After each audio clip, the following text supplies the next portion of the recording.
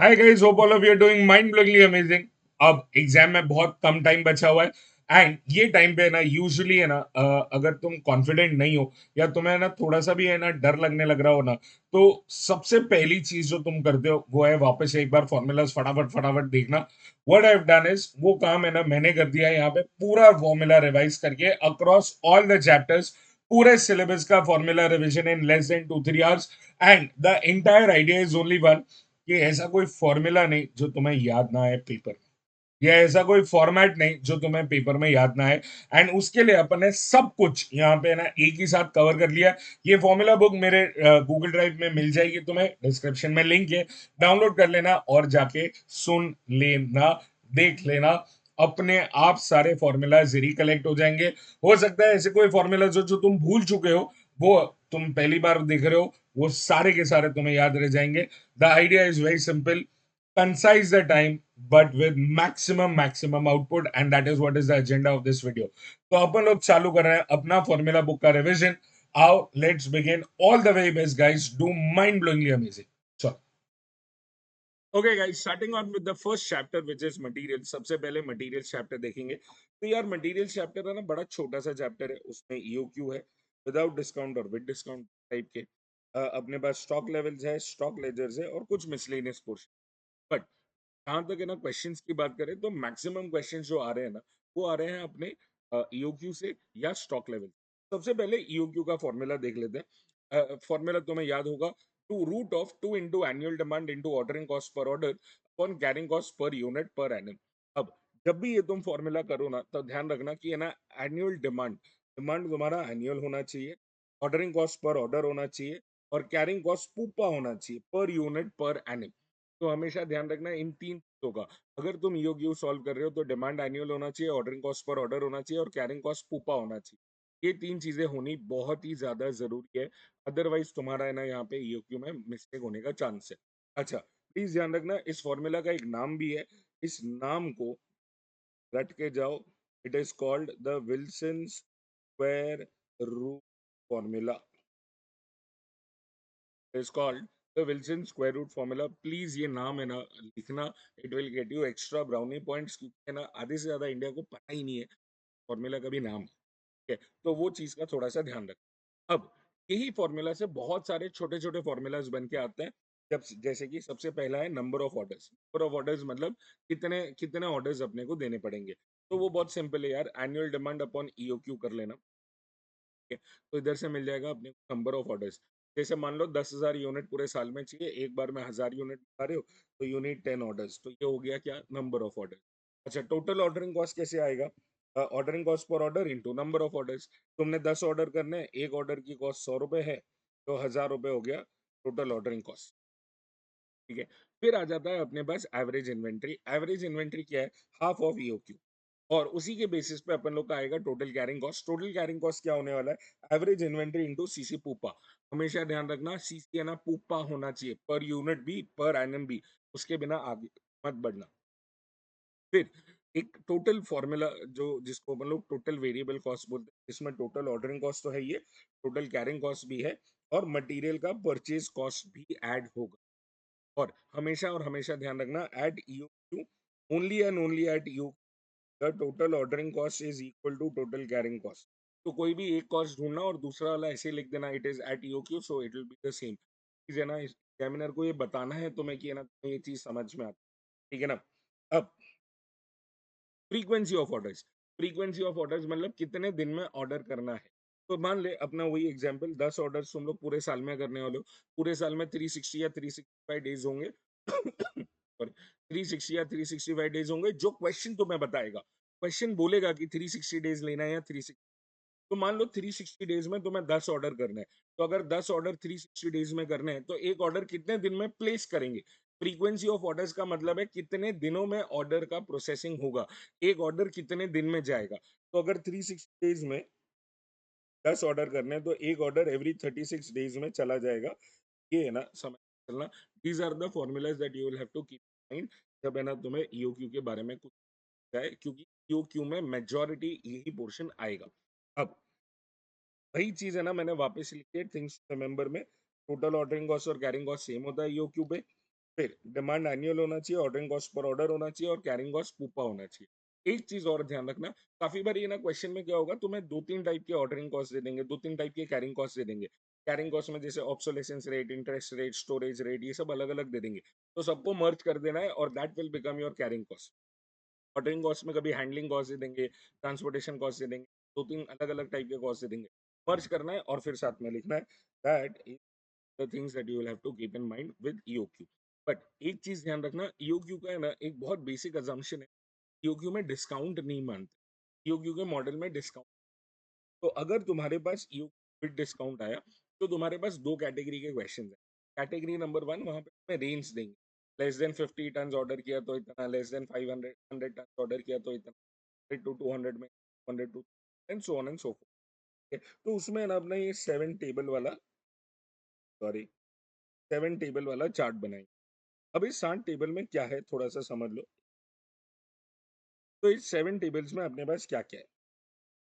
सबसे पहले तो order size choose, order size क्या चूज करेंगे।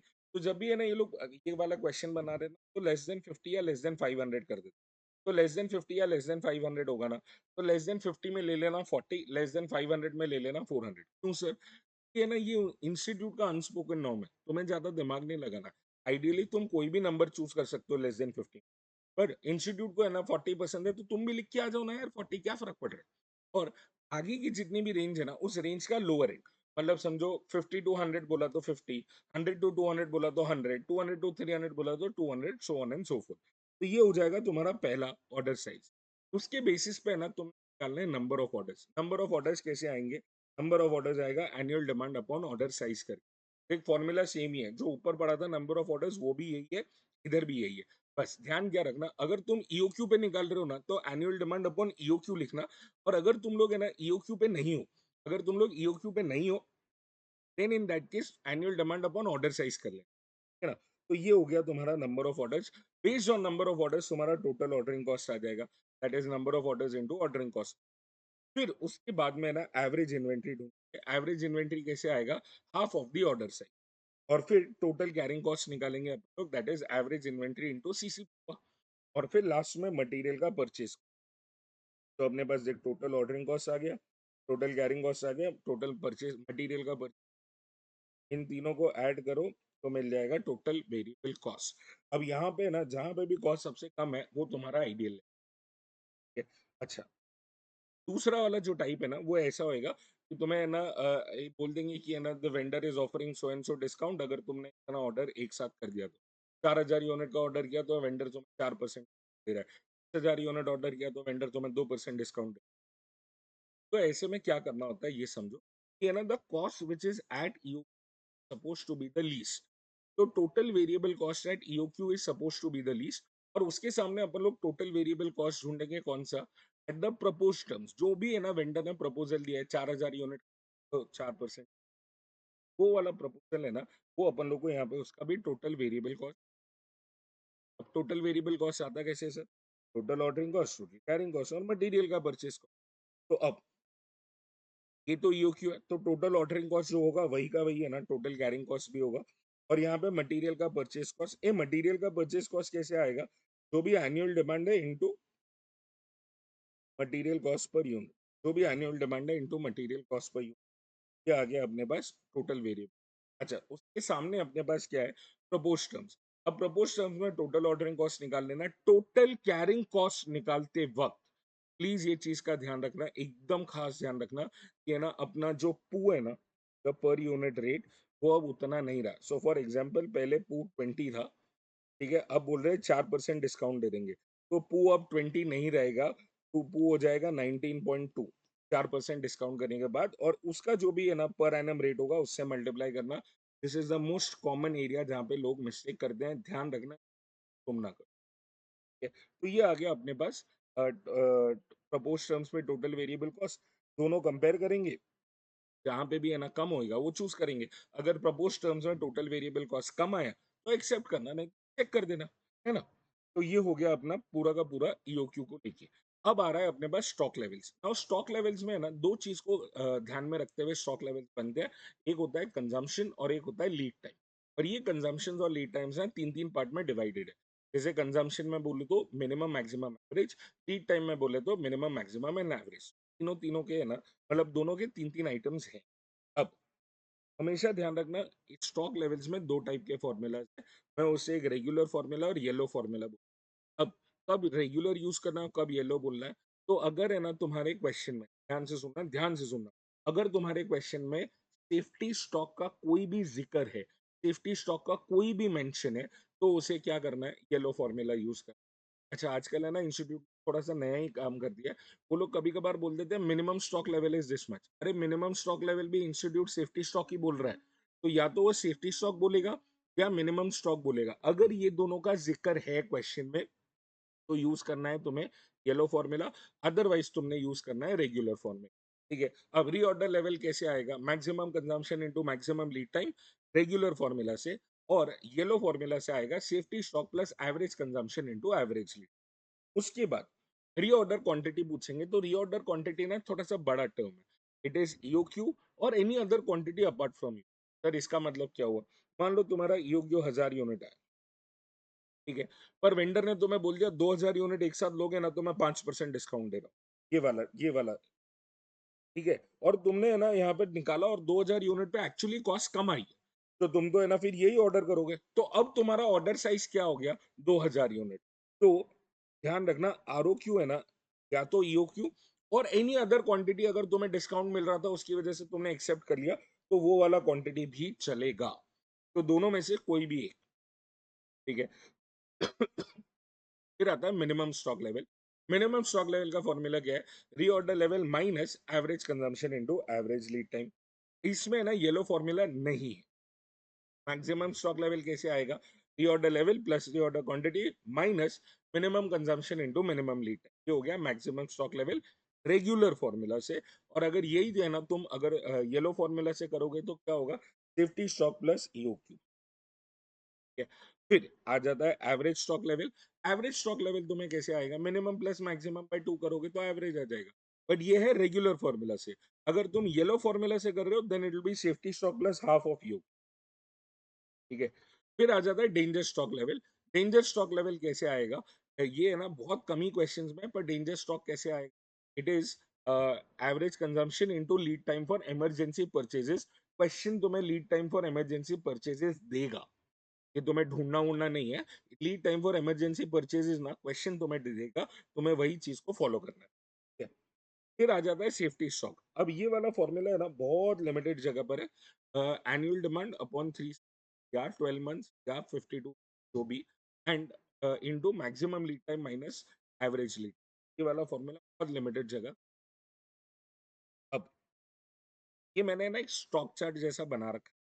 ये स्टॉक चार्ट में मैं दिखा रहा हूँ, देखो यहाँ पे है ना, ये स्टॉक है, और है ना तुम यहाँ से स्टॉक कंज्यूम करते जा रहे हो। अब ये लेवल जैसे ही आ गया ना, ये तुम्हारा रीऑर्डर लेवल है। इसका मतलब क्या है कि जैसे ही तुम ये स्टॉक लेवल पे हिट करोगे ना, तो तुमने जाके है ना वेंडर को फोन करना, भैया सामान भेज।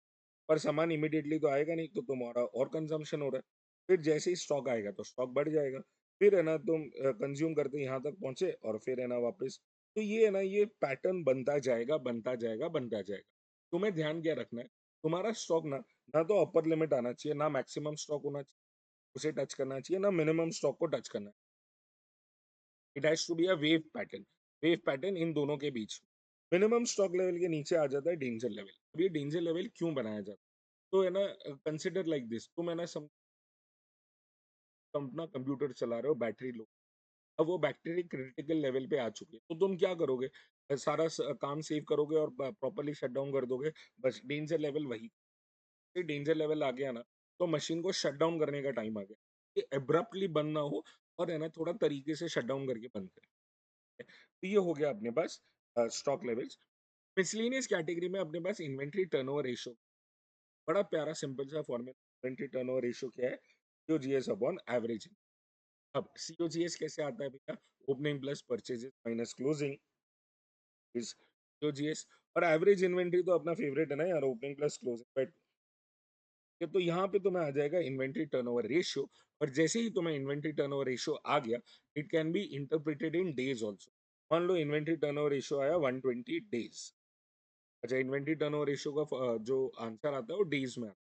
है, तो 120 डेज इसका मतलब क्या है, तुमने अपना पूरा कैश टू कैश का साइकिल करने में 120 दिन लगा दिए, तो तुम पूरे साल में कितने साइकिल्स करोगे? तो 360 या 365 divided by inventory turnover ratio, मतलब तुमसे पूरे साल में 3 टाइम्स ये वाला जो आंसर आएगा ना, इन्वेंटरी टर्नओवर इन डेज वाला, ओ सॉरी, माय बैड, उल्टा लिख दिया है।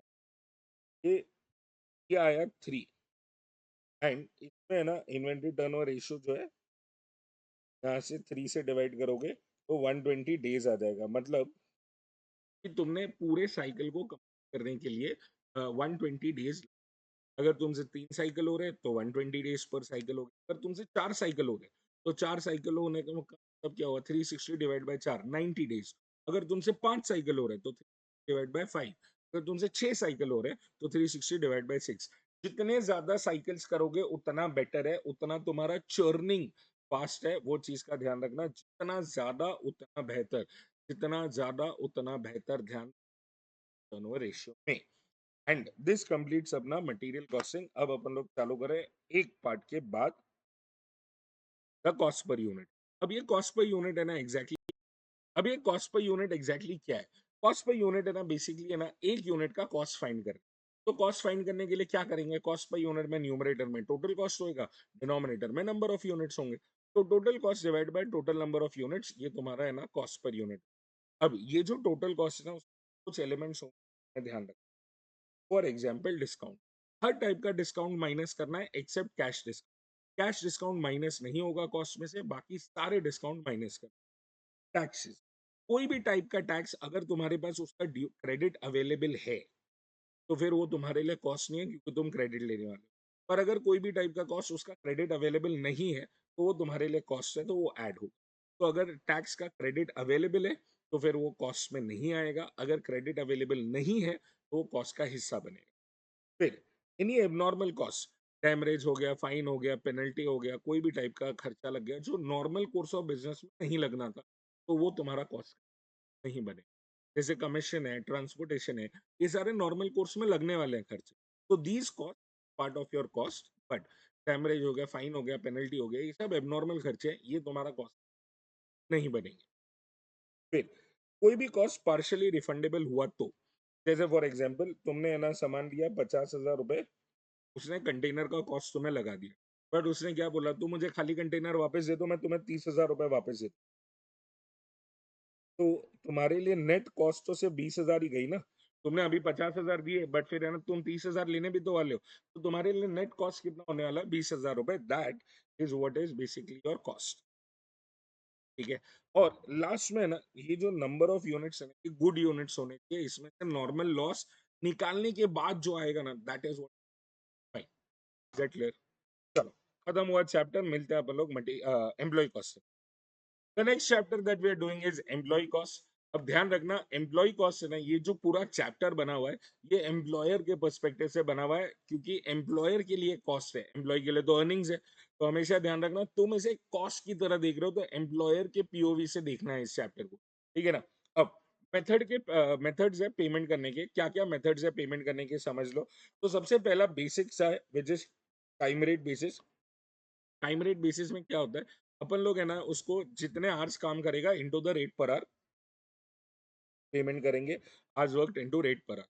बट क्या हो रहा था ना, इसमें वर्कर आलसी हो रहा था, वो काम नहीं कर रहा था, तो और अपने को तो काम पूरा करना है ना, तभी तो प्रोडक्शन बनेगा, तभी तो बेचेंगे। तो अपन लोग ने क्या किया, अपन लोग ने ओवर टाइम चालू किया। अब प्लीज है ना ध्यान रखना, ओवर टाइम रेट कैसे आता है, how do you get over time rate? There are two over times, एक है होता है ओवर टाइम रेट और एक होता है over time premium. Over time premium वो एक्स्ट्रा अमाउंट है जो तुम पे करने वाले हो, प्लीज ध्यान रखना। Over time premium is the extra amount that you are paying. तो जो एक्स्ट्रा दिया है ना, that is over time premium. और ओवर टाइम रेट क्या है, बेसिक प्लस द प्रीमियम। तो बेसिक और प्रीमियम मिला के रेट मिलेगा, ओवर टाइम का रेट। ठीक है। फिर इससे भी काम नहीं हो रहा था, वर्कर बोला कि है ना मैं अपना नॉर्मल काम भी ओवर टाइम वाला काम में कर लेता हूँ, क्या फर्क पड़ रहा है। तो इसलिए है ना ओवर टाइम रेट ही है ना फेलियर रहा, तो अपन लोग ने चालू किया नया system which is piece rate. Piece rate में क्या होता है, जितने भी पीसेस तुमने बनाए हैं, जितने भी पीसेस तुमने बनाए हैं उसके हिसाब से पेमेंट करेंगे।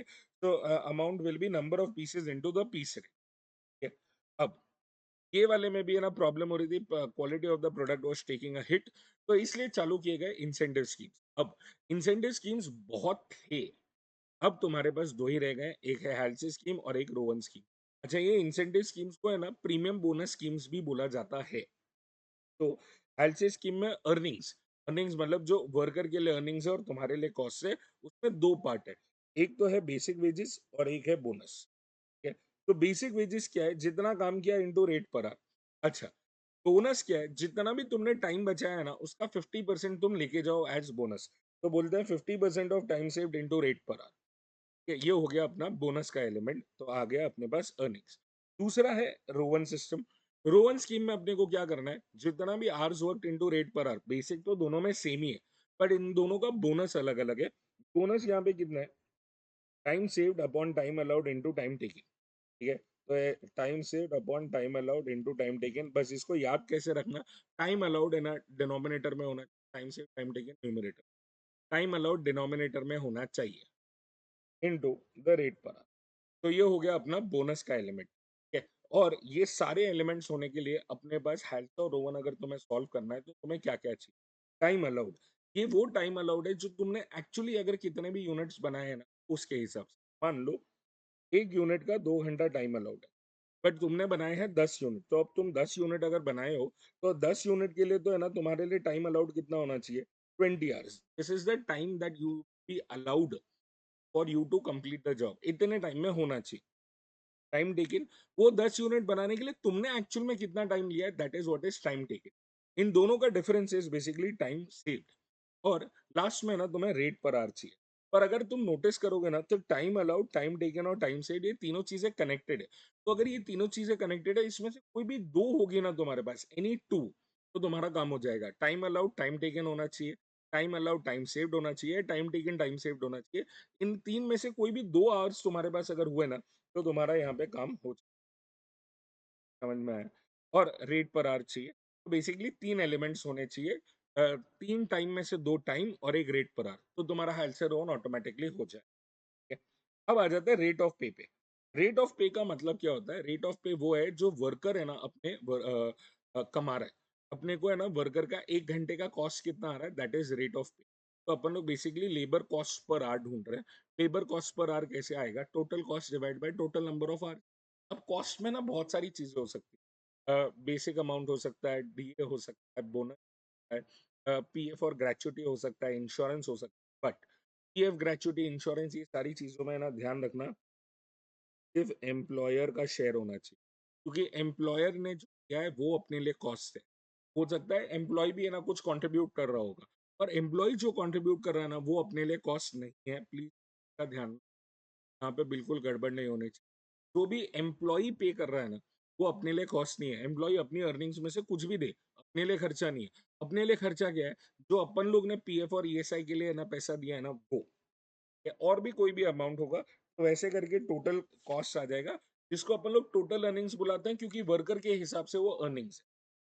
ठीक है, divide by the number of hours the worker will be working. बोल देंगे कि है ना 300 दिन 8 घंटा काम करना है, पर वर्कर तो 15 दिन छुट्टी लेने वाला है, तो एक्चुअली उसने 300 दिन काम करना है क्या? नहीं, उसने सिर्फ 285 डेज ही काम करना है, इंटू 8 आवर्स पर डे। तो उसके हिसाब से इससे डिवाइड करेंगे और अपने को आ जाएगा रेट पर आवर। ठीक है ना? अब नेक्स्ट कॉन्सेप्ट है लेबर टर्नओवर का। लेबर टर्नओवर में तीन फॉर्मूलाज है, सेपरेशन मेथड, रिप्लेसमेंट मेथड और फ्लक्स मेथड। ठीक है, अब सेपरेशन मेथड अपने को कैसे आएगा, number of workers separated upon the average employees on role. ठीक है, number of workers separated, separated में कौन कौन आता है, जो चला गया खुद की मर्जी से या जिसको तुमने निकाल दिया, दोनों आर सेपरेटेड, वो आ गया सेपरेशन मेथड। रिप्लेसमेंट मेथड में कौन कौन आएगा, जो भी गए हैं उसके बदले जितने आए हैं, that is what is replaced. तो number of workers replace upon the average number of employees on roll. अब ये चीज ध्यान रखना, नंबर ऑफ वर्कर्स रिप्लेस क्या होता है, ये जरूरी नहीं है कि जितने सेपरेटेड है उतने रिप्लेस हो। मान लो एक बंदा छोड़ के चला गया, तुम उसके बदले में दो जूनियर बंदे लाए हो, तो इसका मतलब ये नहीं है कि जितने सेपरेटेड है उतने ही रिप्लेस होंगे। अच्छा, ये भी हो सकता है 5 लोग छोड़ के गए, पर उनके बदले में तुम्हें तीन ही एम्प्लॉय मिले हैं अभी तक, जो एम्प्लॉइज की जगह अभी तक वेकेंट पड़ी है, तो ये भी हो सकता है। तो हमेशा ध्यान रखना, नंबर ऑफ वर्कर्स सेपरेटेड और रिप्लेस, ये दोनों सेम नहीं होंगे, देयर कैन बी डिफरेंस। और आ जाता है फ्लक्स मेथड। फ्लक्स मेथड में है ना, number of workers separated, replace और newly recruited due to expansion. तुम पहले 100 करोड़ का टर्नओवर कर रहे थे, अब 200 करोड़ का कर रहे हो, तो ज्यादा लोग भी लगेंगे, ज्यादा लोग जो है that is due to expansion. तो फ्लक्स में ये एडिशन है, लेफ्ट और रिप्लेस तो है ही है, plus newly recruited upon the average number of employees. Sir 3 बार एवरेज नंबर ऑफ एम्प्लॉइज बोल दिया, पर होता क्या है average number of employees? Workers at the beginning plus workers at the end divided by 2, as simple as opening plus closing divide by 2। तो बस उतना चीज का ध्यान रखना है ना। And this finishes your employ costing. मिलते हैं अगले टॉपिक। हाँ जी सर, चालू कर रहे हैं अब अपना अगला टॉपिक विच इज ओवरहेड्स। अब ये वाला टॉपिक ना, उसका एक पहला सेक्शन जो है डिस्ट्रीब्यूशन समरी, वो थोड़ा सा लंबा है, but the other two parts are fairly fairly fun. अब यहाँ पे एक ओवरहेड्स की डिस्ट्रीब्यूशन समरी में क्या क्या स्टेप्स होते हैं। सबसे पहला स्टेप होगा एलोकेशन। मतलब जहाँ पे है ना तुम्हें ओवरहेड्स के ना नाम पता है और कितने कौन से डिपार्टमेंट के लिए कितना है वो भी मालूम है। फॉर एग्जाम्पल, मेरे पास 4 डिपार्टमेंट है और मेरे को है ना इनडायरेक्ट मटेरियल और इनडायरेक्ट लेबर, ये है ना चारों डिपार्टमेंट के लिए अलग से कितने कितने हैं मालूम है। These overheads are called as allocated overheads. But उसके बाद आता है अगला step which is apportioned overheads. जैसे फॉर एग्जांपल, रेंट है, इलेक्ट्रिसिटी है, पावर है, और भी कोई खर्चा है। ये सारे जो भी खर्चे है ना, ये रेंट, इलेक्ट्रिसिटी, पावर, ये है ना मेरे पास कॉमन है, मेरे पास डिवाइड करके नहीं है। मेरे को पता नहीं है इंडिविजुअल बेसिस पे कितने होने वाले हैं। तो मैंने क्या किया, इनको है ना कोई बेस पे डिवाइड कर दिया। ये हो गया तुम्हारा अपोर्शनड ओवरहेड्स। और जब ये दोनों आ जाते हैं साथ में, तो अपने को मिलता है overhead as per primary distribution. By this step तुम्हारे पास सर्विस डिपार्टमेंट के और प्रोडक्शन डिपार्टमेंट के अलग अलग आइडेंटिफाइड खर्चे हैं। बस यहाँ पे ना एक चीज का ध्यान रखना, direct material and direct labour are not overheads for the production departments, but direct material and direct labour are overheads for the service department. ये चीज का एकदम एकदम खास ध्यान रखना है अपन को। तो मटेरियल, डायरेक्ट मटेरियल और डायरेक्ट लेबर बोला तो प्रोडक्शन डिपार्टमेंट में नहीं आएगा, सर्विस डिपार्टमेंट में आएगा। बट इनडायरेक्ट मटेरियल और इनडायरेक्ट लेबर हर डिपार्टमेंट के लिए ओवरहेड्स है, तो वहां पे भूल मत कर देना। तो यहाँ पे ना अपने पास overheads as per primary distribution आ गया। अब प्राइमरी डिस्ट्रीब्यूशन के बाद अपन लोग सर्विस डिपार्टमेंट का कॉस्ट प्रोडक्शन डिपार्टमेंट्स में ट्रांसफर कर देंगे। अपन लोग सर्विस डिपार्टमेंट का कॉस्ट प्रोडक्शन डिपार्टमेंट्स में ट्रांसफर कर देंगे। और वो करने के लिए अपने पास 3 अजम्पशंस है। पहला अजम्पशन, डायरेक्ट डिस्ट्रीब्यूशन या रीडिस्ट्रीब्यूशन मेथड। अपन लोग इसमें क्या अज्यूम कर रहे हैं कि जितने भी सर्विस डिपार्टमेंट है ना, वो सिर्फ और सिर्फ प्रोडक्शन डिपार्टमेंट्स को ही सर्विस दे रहे हैं। ये लोग अपने आप में सर्विस दे रहे ही नहीं है। That is direct distribution. What happens under the step ladder method? Step ladder method में क्या होता है कि अपने पास है ना सर्विस डिपार्टमेंट्स है, और एक सर्विस डिपार्टमेंट बाकी डिपार्टमेंट्स को सर्विस दे रहा है, बट उनसे ले नहीं रहा। ये नहीं हो रहा है। तो देर इज ओनली प्रदान ऑफ सर्विस, नो आदान एंड प्रदान of service, one way street. मैं एक सर्विस डिपार्टमेंट हूं, मैं दूसरे सर्विस डिपार्टमेंट्स और प्रोडक्शन डिपार्टमेंट्स को सर्विस दूंगा, बट उनसे सर्विस लूंगा नहीं। That is why the non reciprocal और the step ladder method. And then comes the third case, जहाँ पे सर्विस डिपार्टमेंट भी है और प्रोडक्शन डिपार्टमेंट भी है, और सर्विस डिपार्टमेंट अपने आप में भी सर्विस दे रहे हैं, प्रोडक्शन डिपार्टमेंट को भी सर्विस दे, सब कुछ हो रहा है। यहाँ पे आदान एंड प्रदान ऑफ सर्विस हो रहा है। यहाँ पे जो है तुम्हारे पास टू वे स्ट्रीट है, you are giving service, taking service. ये हो गया तुम्हारा reciprocal method. And under the reciprocal method अपने पास 3 मेथड है, simultaneous equation, trial and error and repeated distribution. ये 3 मेथड से तुम्हारे पास कैलकुलेशंस आएगी। ठीक है। और उसके बाद आ जाता है अपन लोग अपना second method, second calculation which is machine hour rate. अब मशीन आवर रेट में है ना बहुत सिंपल है, अपन लोग मशीन को 1 घंटा चलाने का कॉस्ट ढूंढ रहे हैं। 1 घंटा अगर मशीन चलेगी तो क्या आएगा? तो अपन लोग को यहाँ पे है ना न्यूमरेटर में चाहिए टोटल कॉस्ट और डिनोमिनेटर में चाहिए प्रोडक्टिव आवर्स। अब अपने पास है ना यहाँ पे भतेरे टाइप के आवर्स दिए होंगे। बस ध्यान रखना, मेंटेनेंस और सेटअप आवर्स जो है ना, वो अपन लोग प्राइमा फेसी अनप्रोडक्टिव मानते हैं। और हमेशा ध्यान रखना, जब तक अदरवाइज नहीं बोला हो, अनलेस मेंशन्ड अदरवाइज, सेटअप और मेंटेनेंस के आवर्स जो हैं वो अनप्रोडक्टिव ही माने जाएंगे।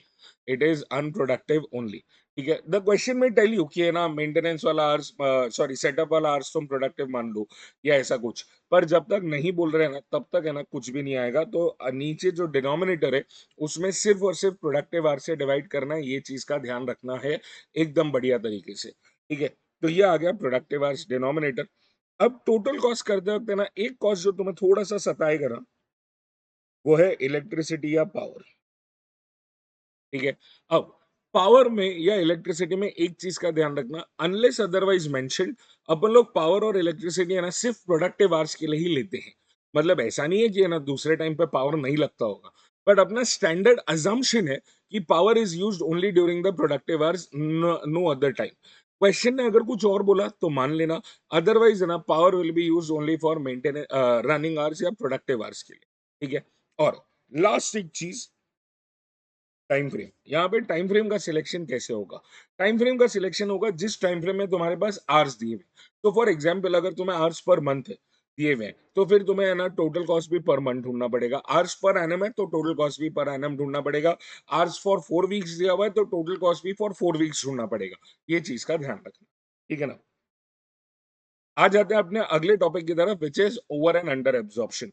अब ये जो है ना फ्लोचार्ट है, इसको स्टार्ट करने का स्टार्टिंग पॉइंट देख क्या बोला हुआ है। आर देयर एनी अंडर और ओवर एब्जॉर्प्शन ऑफ ओवरहेड्स? तो ये अंडर और ओवर एब्जॉर्प्शन आता कैसे? दो चीजें चाहिए अपने को, चाहिए amount recovered, we need amount recovered, जिसको अपन मैच करेंगे अमाउंट इनकर्ड से। ठीक है। ये इनकट वाला अमाउंट तुम्हें क्वेश्चन में दे दिया होगा। रिकवर्ड कैसे आएगा? रिकवर्ड आएगा actual hours into absorption rate per our, actual hours into absorption rate per our. ये होगा अपने पास अमाउंट रिकवर्ड। तो प्लीज ध्यान रखना, अमाउंट रिकवर्ड मतलब क्या है? जो वसूल कर पाए अपन लोग, जो अपन लोग वसूल कर पाए। अमाउंट इनकर्ड क्या है? जो अपने जेब से चला गया।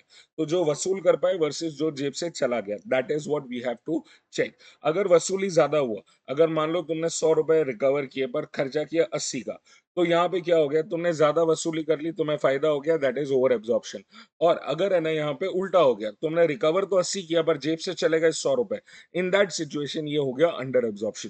तो पहला स्टेप में है ना यही ढूंढना है, आर देयर एनी ओवर और under absorbed overheads? If the answer is yes, is the amount significant, हमेशा यस ही बोल देना। क्योंकि नो बोलते ही है ना ये अमाउंट कॉस्टिंग पीएनएल में चला जाएगा और खत्म हो जाएगा। तो यहाँ पे है ना ये चीज नहीं हो सकती। Is the amount significant? Yes.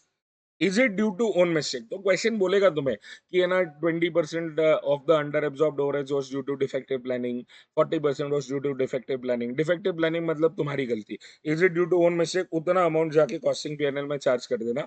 जो बच गया है अमाउंट वो आएगा नो कैटेगरी में, जो बच गया है वो। और उसके लिए अपन लोग क्या करेंगे? We can create supplementary rate and charge the cost of sales account for the unit sold, WIP account जो डब्ल्यूआईपी के यूनिट्स है, और फिनिश गुड्स अकाउंट जो फिनिश गुड्स के स्टॉक के यूनिट्स पड़े हैं। इतना है ना तुम्हें ध्यान रखना है when you are doing over and under absorption. And that finishes your chapter. मिलते हैं अपन लोग अगले चैप्टर में। हाँ जी सर, जो अगला चैप्टर चालू कर रहे हैं that is activity based costing. यहाँ पे ना बहुत ज्यादा फॉर्मूला जैसा तो कुछ है नहीं। दो ही टाइप की चीजें होने वाली है, या तो तुमसे एक्टिविटी बेस्ड कॉस्टिंग की कॉस्ट शीट मांगेंगे, या तो एब्जॉर्प्शन कॉस्टिंग की कॉस्ट शीट। अब हमेशा ध्यान रखना, एक्टिविटी बेस्ड कॉस्टिंग में सबसे इंपॉर्टेंट एलिमेंट जो है ना वो है CDR, कॉस्ट ड्राइवर रेट। अगर तुम्हारे पास कॉस्ट ड्राइवर रेट नहीं है, तो एक सिंपल सा ये वाला जो चार्ट है ना ये बना लेना। इसमें सबसे पहले एक्टिविटी, जो कॉस्ट का नाम है वो activity cost pool, that is the amount of the cost. Cost driver, क्यों कॉस्ट चेंज हो रहा है वो। कॉस्ट ड्राइवर वॉल्यूम, मतलब लेट से कि यहाँ पे ना इलेक्ट्रिसिटी का कॉस्ट है, यहाँ लिखता हूँ। इलेक्ट्रिसिटी का कॉस्ट है 10,000 रुपीज अमाउंट है। कितना, क्यों कॉस्ट चेंज होगा? Kilowatt hours. कितना कॉस्ट किलोवाट आवर्स लग गया अपने को? 10,000। तो कॉस्ट ड्राइवर रेट कितना हो जाएगा? खर्चा divide by the cost driver volume, 1 रुपए। अब 1 रुपए का मतलब क्या है? 1 रुपए पर किलोवाट आवर। तो अगर किसी ने 200 किलोवाट आवर यूज किया तो 200 इंटू एक, 300 इंटू एक, जैसा भी दिया होगा वो। ठीक है। तो हमेशा ध्यान रखना, the most important element is cost driver rate. और ये टेबल अगर नहीं दिया है कॉस्ट ड्राइवर रेट तो बनाना। उसके बाद है ना क्वेश्चन में है ना तुमसे ट्रेडिशनल कॉस्टिंग या एब्जॉर्प्शन कॉस्टिंग भी पूछ सकते हैं। तो एब्जॉर्प्शन कॉस्टिंग अगर पूछ रहे हैं ना, तो एब्जॉर्प्शन कॉस्टिंग में तुम्हें एब्जॉर्प्शन रेट पर आवर की जरूरत पड़ेगी। That will B budgeted overheads divided by budgeted labour hours होते हैं मोस्टली, कभी कभार मशीन आवर्स भी बोल देते हैं। तो वो है ना डिवाइड करोगे तो तुम्हें एब्जॉर्प्शन रेट पर आवर आ जाएगा, जिससे तुम्हें प्रोडक्ट को चार्ज करना। तो इतने में है ना तुम्हारा एक्टिविटी बेस्ड चैप्टर हुआ खत्म। देखते हैं अगला चैप्टर। हाँ जी सर, चालू कर रहे हैं अपना अगला chapter which is cost sheet. अब कॉस्ट शीट में ओल्ड और न्यू फॉर्मेट दो होते हैं। ओल्ड फॉर्मेट है ना, तुम्हें यूज करना पड़ेगा कॉस्ट अकाउंटिंग सिस्टम चैप्टर के लिए ही, क्योंकि वहां के क्वेश्चन आज दिन तक भी अपडेट नहीं किया इंस्टीट्यूट ने। इसलिए ओल्ड कॉस्ट शीट का फॉर्मेट रखना है कॉस्ट अकाउंटिंग सिस्टम के लिए। न्यू कॉस्ट शीट का फॉर्मेट रखेंगे अपन लोग बाकी सारे चैप्टर्स के। ठीक है, तो अब सबसे पहले ना कॉस्ट शीट में ना कभी भी है ना यूनिट्स प्रोड्यूस और यूनिट सोल्ड के बिना आगे बढ़ना मत। तो यूनिट्स प्रोड्यूस और यूनिट सोल्ड पहले रिकॉर्ड करना, क्योंकि part of your cost sheet is for units produce, बचा हुआ part is for unit sold. ठीक है, तो अब सबसे पहले आएगा direct material consumed. Direct material consumed वाला फिगर लिखना है which is opening plus purchase minus closing. Direct labour direct expense, ये आ गया अपने पास प्राइम कॉस्ट। इस प्राइम कॉस्ट के साथ अपन लोग ओवरहेड्स ऐड करेंगे। सबसे पहला है फैक्ट्री ओवरहेड्स, और जैसे ही प्राइम कॉस्ट के साथ फैक्ट्री ओवरहेड्स ऐड करोगे मिल जाएगा gross factory cost. Gross factory cost में ओपनिंग और क्लोजिंग डब्ल्यूआईपी एडजस्ट करने के बाद मिलेगा नेट फैक्ट्री कॉस्ट, और उसमें अपन लोग ऐड करेंगे क्या, cost of sorry administrative overheads. Admin overheads जैसे ही ऐड करोगे मिल जाएगा कॉस्ट ऑफ प्रोडक्शन। अपन एडजस्ट करेंगे ओपनिंग और closing stock of finish goods. अब एक चीज ध्यान रखना, यहाँ पे ना closing stock of finish goods का value will always be as per cost of production. Cross multiply करना कि कॉस्ट ऑफ प्रोडक्शन कितना है के हिसाब से क्लोजिंग डब्ल्यू फिनिश गुड्स का वैल्यूएशन लेके आना है। क्यों? Because we are inherently following FIFO. का मतलब क्या हुआ, जो भी ओपनिंग स्टॉक था वो बेच दिया। क्लोजिंग स्टॉक कहाँ से आया है, जो इस बार प्रोड्यूस किया है ना उधर से क्लोजिंग स्टॉक आया है। तो that will give you the cost of goods sold. Cost of goods sold आने के बाद अपन लोग एस&डी ऐड करेंगे, सेलिंग एंड डिस्ट्रीब्यूशन मिल जाएगा कॉस्ट ऑफ सेल्स, ऐड करेंगे प्रॉफिट मिल जाएगा सेल। ये बहुत बेसिक फॉर्मेट। अब नए फॉर्मेट में भी सब कुछ सेम है up to net factory. Net factory cost तो सब कुछ सेम है। और उसके बाद इन्होंने क्या किया है, 5 एलिमेंट्स ऐड कर दिए। ये 5 एलिमेंट्स को अपन बुलाते हैं parks. ARQS stands for primary packing, A admin related to production, R is research and development, Q is quality control, S sale of scrap। Please ध्यान रखना ये कॉस्ट शीट है, तो उसमें सेल मिला है तो मतलब वो माइनस होएगा कॉस्ट में से, प्लीज ये माइनस करना। ये माइनस होगा और मिल जाएगा तुम्हें कॉस्ट ऑफ प्रोडक्शन।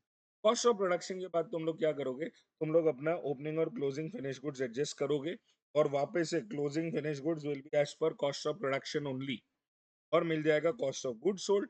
उसके बाद है ना तुम्हें जनरल एडमिन ओवरहेड्स ऐड करने हैं, मार्केटिंग में सेलिंग एंड डिस्ट्रीब्यूशन ऐड करके कॉस्ट ऑफ सेल्स आ जाएगा जिसमें प्रॉफिट ऐड करेंगे। और प्लीज ध्यान में रखना है इस बात को कि अगर क्वेश्चन में ना एडमिन ओवरहेड्स बोला और कुछ नहीं बोला है साथ में, तो वो अपन लोग जनरल एडमिन मानेंगे। We will assume that to be a general admin overhead. Please इस चीज को गलती से गलत मत।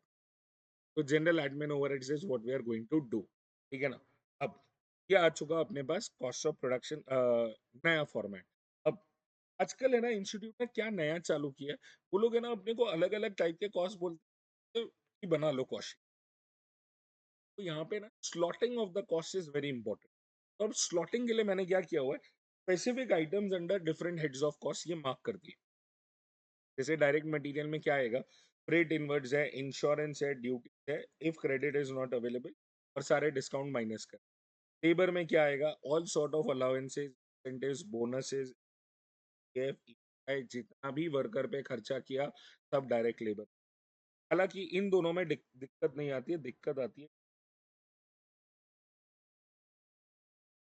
डायरेक्ट एक्सपेंसेस और फैक्ट्री एक्सपेंस। ये है ना बहुत कॉमन एरिया है पे मिस्टेक होती है। अच्छा इसमें भी है ना स्पेसिफिकली मैं तुम्हें एक मिस्टेक बताता हूँ जहाँ पे है ना यूजुअली होती है। एक तो होता है हायर चार्ज और हायरिंग स्पेसिफिक, एक और एक है लीज रेंट। अब बोलोगे हायर और लीज तो बस दोनों में ड्यूरेशन का फर्क होता है। हायर जो होता है ना वो शॉर्ट टर्म होता है, लीज जो होता है ना वो लॉन्ग टर्म होता है। ठीक है, तो लॉन्ग टर्म है तो फैक्ट्री ओवरहेड्स, शॉर्ट टर्म है तो डायरेक्ट एक्सपेंस।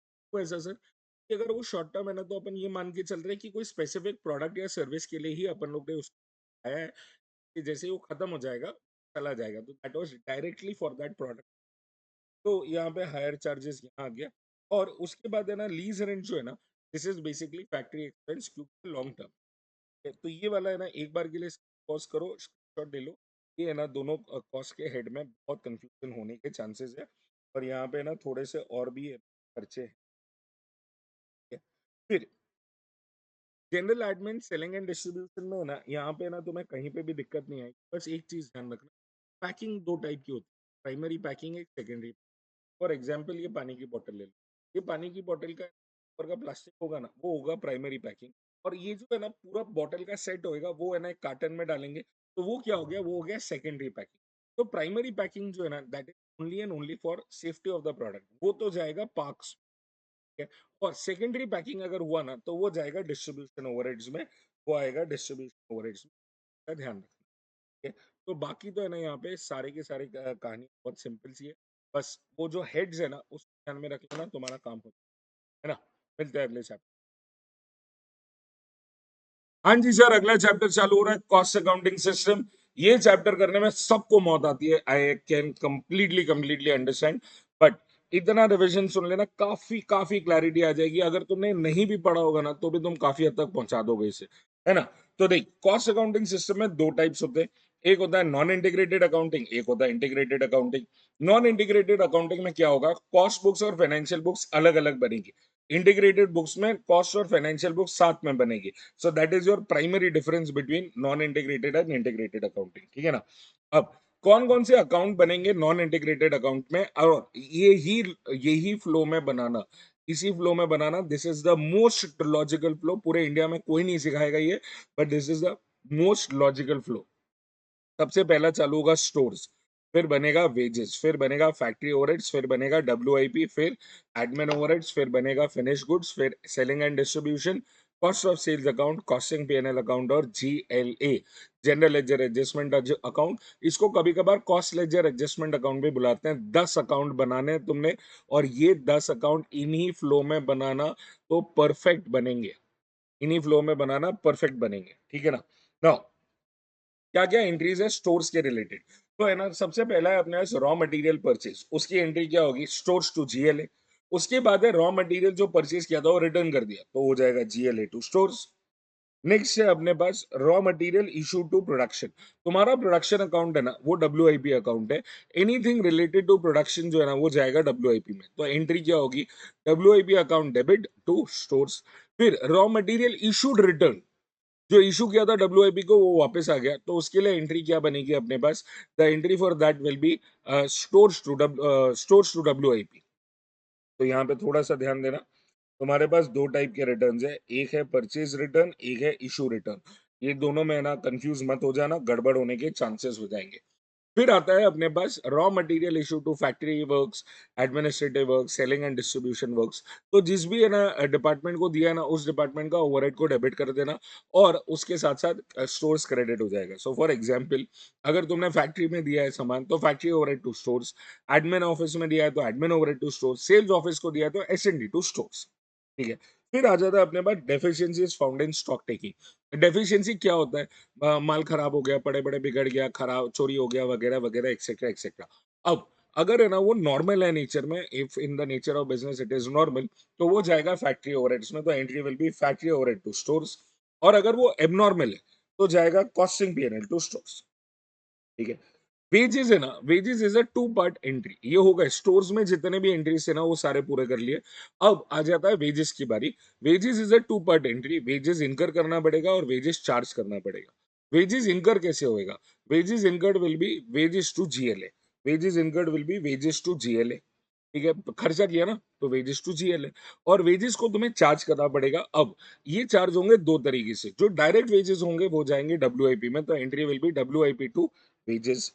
और इनडायरेक्ट वेजेस जो होंगे वो जाएंगे फैक्ट्री ओवरहेड में, तो entry will be factory overhead to wages, ठीक है। और हमेशा ध्यान रखना, wages account will always tally, इसमें कभी भी बैलेंस नहीं आएगा। हो गया वेजेस। फैक्ट्री ओवरहेड्स की तरफ आते हैं। फैक्ट्री ओवरहेड्स या कोई भी overhead, factory overhead, admin overhead, selling and distribution overhead, सब में ना दो ही टाइप की एंट्री होने वाली है। एक होगा फैक्ट्री ओवरहेड इनकर्ड, और एक होगा फैक्ट्री ओवरहेड चार्ज। तो फैक्ट्री ओवरहेड इनकर्ड की एंट्री क्या होने वाली है, what will be factory overhead incurred की entry, entry will be FOH to GLA, खर्चा किया ना। और फैक्ट्री ओवरहेड चार्ज का होगा क्रोनोलॉजी के हिसाब से, जो नेक्स्ट अकाउंट बनाया है ना उसी में। फैक्ट्री ओवरहेड चार्ज होगा डब्ल्यूएपी में, एडमिन चार्ज होगा फिनिश गुड्स में, सेलिंग एंड डिस्ट्रीब्यूशन चार्ज होगा कॉस्ट ऑफ सेल्स पे। सो फैक्ट्री ओवरहेड कहां चार्ज करेंगे, फैक्ट्री ओवरहेड चार्ज करेंगे डब्ल्यूआईपी में, entry will be WIP to FOH, ठीक है। फिर आ जाती है डब्ल्यूआईपी रिलेटेड एंट्रीज। ये एक ही एंट्री है पर इसे बतेरे नाम से जाना जाता है। तो वो बोलेंगे finish goods at cost, cost of finish goods manufactured, cost of finish goods transfer to warehouse, net factory cost, अलग अलग नाम से जाना जाता है। ये वो वाला सामान है जो तुमने है ना अब बना लिया है और तुमने अभी तक बेचा नहीं है। फिनिश गुड्स ये बन चुके हैं पर ये बेचे नहीं है तुमने। तो अब क्या होगा, ये फिनिश गुड्स आए कैसे थे, रॉ मटेरियल से डब्ल्यूआईपी स्टेज, डब्ल्यूआईपी से फिनिश गुड्स स्टेज। तो ये जो डब्ल्यूआईपी स्टेज है ना, यहाँ से ये फिनिश गुड्स बन गए। तो now they are no longer WIP, तो उसको डब्ल्यूआईपी से निकाल के फिनिश गुड्स में डालना है। Entry will be FG to WIP. फिर आ जाता है एडमिन ओवरहेड रिलेटेड वाला केस। एडमिन ओवरहेड में क्या होगा, वापस से दो entry, admin overhead incurred, admin overhead charge. तो एडमिन ओवरहेड इनकर्ड का एंट्री क्या होगा, एडमिन टू जीएलए। और एडमिन ओवरहेड चार्ज का एंट्री क्या होगा, एडमिन ओवरहेड चार्ज का एंट्री क्या होगा, that will be next account में चार्ज होगा एफजी टू एडमिन। ठीक है, हमेशा ध्यान रखना अगर फ्लो मेंटेन किया है तो overheads will be charge to its immediate next account. तो entry will be FG to admin. फिर आ जाता है फिनिश गुड्स रिलेटेड एंट्री। एक ही एंट्री है अपने पास, फिनिश गुड्स सोल्ड, ये नाम से मिलेगा या सीओजीएस के नाम से मिलेगा। अब ये वो वाला सामान है जो तुमने बेच दिया है। तो अब ये फिनिश गुड्स तुम्हारे पास नहीं रहे, तो ये स्टॉक अकाउंट से निकाल के डालना है कॉस्ट ऑफ सेल्स अकाउंट में। Entry will be COS to FG. ठीक है, तो entry will be COS to FG. फिर आ जाते हैं एसएनडी पे। एसएनडी में वापस से दो एंट्रीज होगी, SND incurred, SND charge. SND incurred की एंट्री क्या होने वाली है, एसएनडी टू जीएलए। और एसएनडी चार्ज की एंट्री क्या होगी, एसएनडी कहां चार्ज होगा, to its immediate next account which is cost of sales. So entry will be COS to SND. ठीक है, फिर सीओएस का सारा बैलेंस जो है ना वो चला जाएगा तुम्हारे पास कॉस्टिंग पीएनएल में। तो एंट्री बनेगी costing PNL to GL COS. और फिर आ जाता है सेल्स। सेल्स की एंट्री क्या होगी, सेल्स की एंट्री होगी GLA to costing PNL. And last entry sales return at cost. Sales return at cost की एंट्री क्या होने वाली है, तुम्हारे पास फिनिश गुड्स वापस आ गया तो फिनिश गुड्स का स्टॉक बढ़ गया, फिनिश गुड्स का स्टॉक बढ़ गया। और क्योंकि तुमने जब बेचा था, जब तुमने बेचा था तब वो पार्ट बना था सीओएस का, तो अब जब रिटर्न आ गया तो सीओएस से निकल जाएगा। तो entry will be FG to COS. अगर तुम देखोगे तो ये इसका, एक सेकेंड किधर गया, हाँ, ये वाली एंट्री का रिवर्सल। ठीक है, फिनिश गुड्स सोल्ड और फिनिश गुड्स रिटर्न। ठीक है, ये तुम्हें ना आएगा पर सेल्स रिटर्न एट कॉस्ट के नाम से, सेल्स रिटर्न एट कॉस्ट के नाम से आएगा। तो यहाँ पे इस चीज का ध्यान रखना। ठीक है, फिर कोई भी ओवरहेड अकाउंट में बैलेंस आ रहा है ना, तो वो बैलेंस को ट्रीट करने के दो तरीके हैं। या तो है ना तुम उसे इसी पीरियड में राइट ऑफ कर दो, या तो कैरी फॉरवर्ड कर दो। अब ये कैसे पता चलेगा कि राइट ऑफ करना है और कैरी फॉरवर्ड करना है, तो समझ, बात बहुत सिंपल है। तुम्हारे पास एक ओपनिंग ट्रायल बैलेंस दिया होगा, अगर उस ओपनिंग ट्रायल बैलेंस में कोई भी ओवरहेड अकाउंट का बैलेंस है ना, कोई भी ओवरहेड अकाउंट का बैलेंस कोई भी, तो तुम्हें the company has a policy of carrying it forward. तो अगर कैरी फॉरवर्ड कर रहे हैं तो तुम भी कैरी फॉरवर्ड कर देना बाय बैलेंस या टू बैलेंस करके।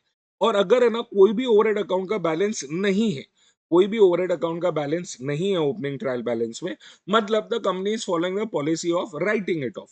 तो राइट ऑफ के लिए क्या करना पड़ेगा, तुम्हें कॉस्टिंग पीएनएल में डालना पड़ेगा। तो अगर तुम्हारे पास डेबिट बैलेंस है तो कॉस्टिंग पीएनएल में जाएगा, क्रेडिट बैलेंस है तो भी कॉस्टिंग पीएनएल में ही ट्रांसफर करना है। ठीक है, और यहाँ पे ना एक छोटा सा स्क्रीनशॉट ले लेना। कुछ मैंडेटरी एंट्रीज है before you can actually close the account. कुछ मैंडेटरी एंट्रीज है before you can close the account. इन सारी मैंडेटरी एंट्रीज को मैंने यहाँ पे बोल्ड कर दिया है। जब तक ये एंट्रीज नहीं है ना तुम्हारी बुक्स में, तब तक है ना उस अकाउंट को क्लोज करना मत, वहां पे गड़बड़ होने का चांस है। तो एक तो ये वाला स्क्रीनशॉट ले लो और एक ये वाला स्क्रीनशॉट ले लो। और खैर तुम्हारे पास बुक तो है ही है मेरी फॉर्मूला बुक, वहां से ही जाके देख लेना, स्क्रीनशॉट भी क्या ही करोगे, है ना।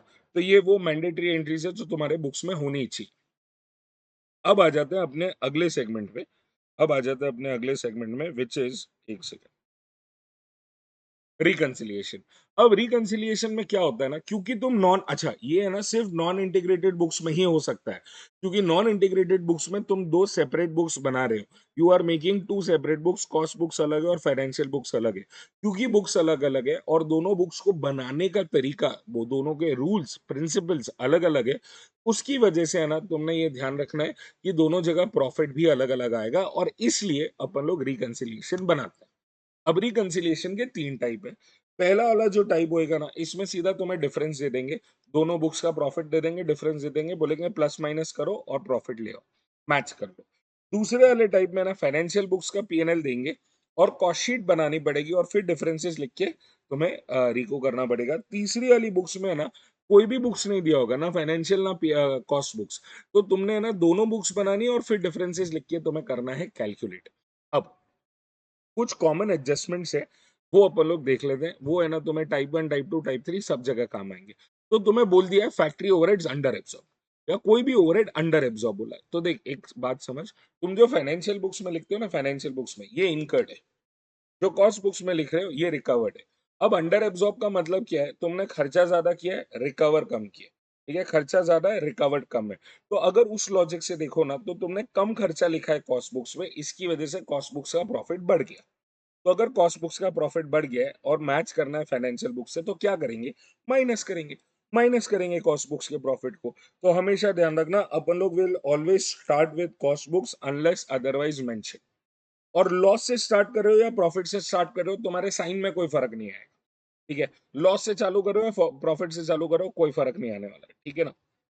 अब अंडर एब्जॉर्प्शन मैंने अभी अभी बताया, तुमने खर्चा कम लिखा है कॉस्ट बुक्स में, तो कॉस्ट बुक्स का प्रॉफिट बढ़ गया, तो अब उसे माइनस कर रहे हैं। इसका सिंपल तरीका ध्यान रखना, अंडर बोला है ना तो लेस कर देना, ओवर बोला है तो ऐड कर देना, ठीक है। अंडर बोला है तो लेस, ओवर बोला है तो ऐड। फिर debit item which are not included in the cost books, जैसे income tax provided, preliminary expenses, goodwill return off वगैरह वगैरह, dividend paid. Institute dividend paid को भी पीएनएल आइटम ही लेता है कॉस्टिंग में, आई नो रॉन्ग है बट लेता है। तो अब है ना, ये क्या हो गया, तुमने कॉस्ट बुक्स में तो खर्चा लिखा है, फाइनेंशियल बुक्स में खर्चा लिखा है, कॉस्ट में नहीं लिखा। तो क्योंकि फाइनेंशियल बुक्स में खर्चा लिखा है, इसकी वजह से प्रॉफिट कम हो गया है। तो कॉस्ट बुक्स का भी प्रॉफिट अब कम करना पड़ेगा, इसलिए less. Reverse, credit items included in the financial books and not in the cost sheet. तो यार ये कौन से हो गए, dividend received, rent received, bank interest received. तो अब जब है ना डेबिट आइटम्स को लेस किया है, तो क्रेडिट आइटम्स को क्या करेंगे, ऐड कर देंगे, simple. Notional rent of own premises, अब ये जो है ना, ये सिर्फ कॉस्ट बुक्स में लिखना अलाउड है, फाइनेंशियल बुक्स में लिखना अलाउड नहीं है। तो यहाँ पे क्या हुआ है, तुमने कॉस्ट बुक्स में खर्चा लिखा है, फाइनेंशियल बुक्स में लिखा नहीं है। क्योंकि कॉस्ट बुक्स में खर्चा लिखा है, तो उसकी वजह से प्रॉफिट कम हो गया, तो अब ऐड कर लो, बढ़ा लो, ये ऐड हो जाएगा। फिर स्टॉक्स की बात कर लेते हैं। स्टॉक्स में ना ओपनिंग स्टॉक और क्लोजिंग स्टॉक दो आइटम्स हो सकते हैं। अब है ना, ओपनिंग स्टॉक है ना, तुम डेबिट साइड पे लिखते हो, तो मान लो ये तुम्हारा डेबिट साइड वाला जो भी है ना, ये है ना तुम्हारे लिए it is as good as a cost. Debit side वाला item is as good as a cost. मान लो तुमने कॉस्ट बुक्स में ओपनिंग स्टॉक 20,000 लिखा है, यहाँ पे 30,000 लिखा है, तो तुमने ज्यादा कॉस्ट कहाँ लिखा है, तुमने ज्यादा कॉस्ट लिखा है फाइनेंशियल बुक्स में, तो फाइनेंशियल बुक्स का प्रॉफिट कम हो गया, तो कॉस्ट बुक्स का भी कम कर दो। तो ये ना सिचुएशनल है, ये तुम्हारा ऐड भी हो सकता है, लेस भी हो सकता है। तो लॉजिक बता रहा हूँ, लॉजिक समझ लो कि है ना, जो भी ओपनिंग स्टॉक है ना, वो डेबिट साइड लिखते हैं, तो it is as good as a cost. तो तुमने बस इतना फाइंड करना है, तुमने बस ये समझना है कि है ना, कहाँ ज्यादा खर्चा लिखा है, उसके हिसाब से मैनिपुलेट करना है। सिमिलरली विद क्लोजिंग स्टॉक, अब क्लोजिंग स्टॉक के टाइम पे ना तुमने क्या ध्यान रखना है, क्लोजिंग स्टॉक में है ना, it is on the credit side. Credit side मतलब it is a credit item, इसकी वजह से प्रॉफिट बढ़ता है। तो जहां पे भी ज्यादा लिखा होगा ना, वहां का प्रॉफिट बढ़ गया होगा। तो अब तुम्हें मैनेज करना है, मैनिपुलेट करके है ना मैच करना है। तो एक एंड में ना हमेशा ध्यान रखना, बुक्स मैच करनी है। और तुम क्योंकि कॉस्ट बुक से चालू कर रहे हो, तो सिर्फ कॉस्ट बुक ही ऊपर नीचे मैन्युपुलेट कर सकते हो, सिर्फ कॉस्ट बुक्स ही मैन्युपुलेट होगा। तो ये चीज का थोड़ा सा ध्यान रखना, ठीक है। फिर आ जाता है टाइप 2। यहाँ पे फाइनेंशियल पीएनएल तुम्हें दे रखा होगा, तो काफी बार है ना उसका प्रॉफिट अमाउंट नहीं देते, तो एक छोटा सा टी फॉर्मेट बना के प्रॉफिट ढूंढ लेना। और कॉस्ट बुक्स का प्रॉफिट नहीं होगा, तो तुम्हें बनाना पड़ेगा कॉस्ट शीट। अब कॉस्ट शीट बनाते वक्त कुछ रूल्स का ध्यान रखना। सबसे पहले तो यूनिट्स प्रोड्यूस और यूनिट सोल्ड तुम्हें पता होना चाहिए।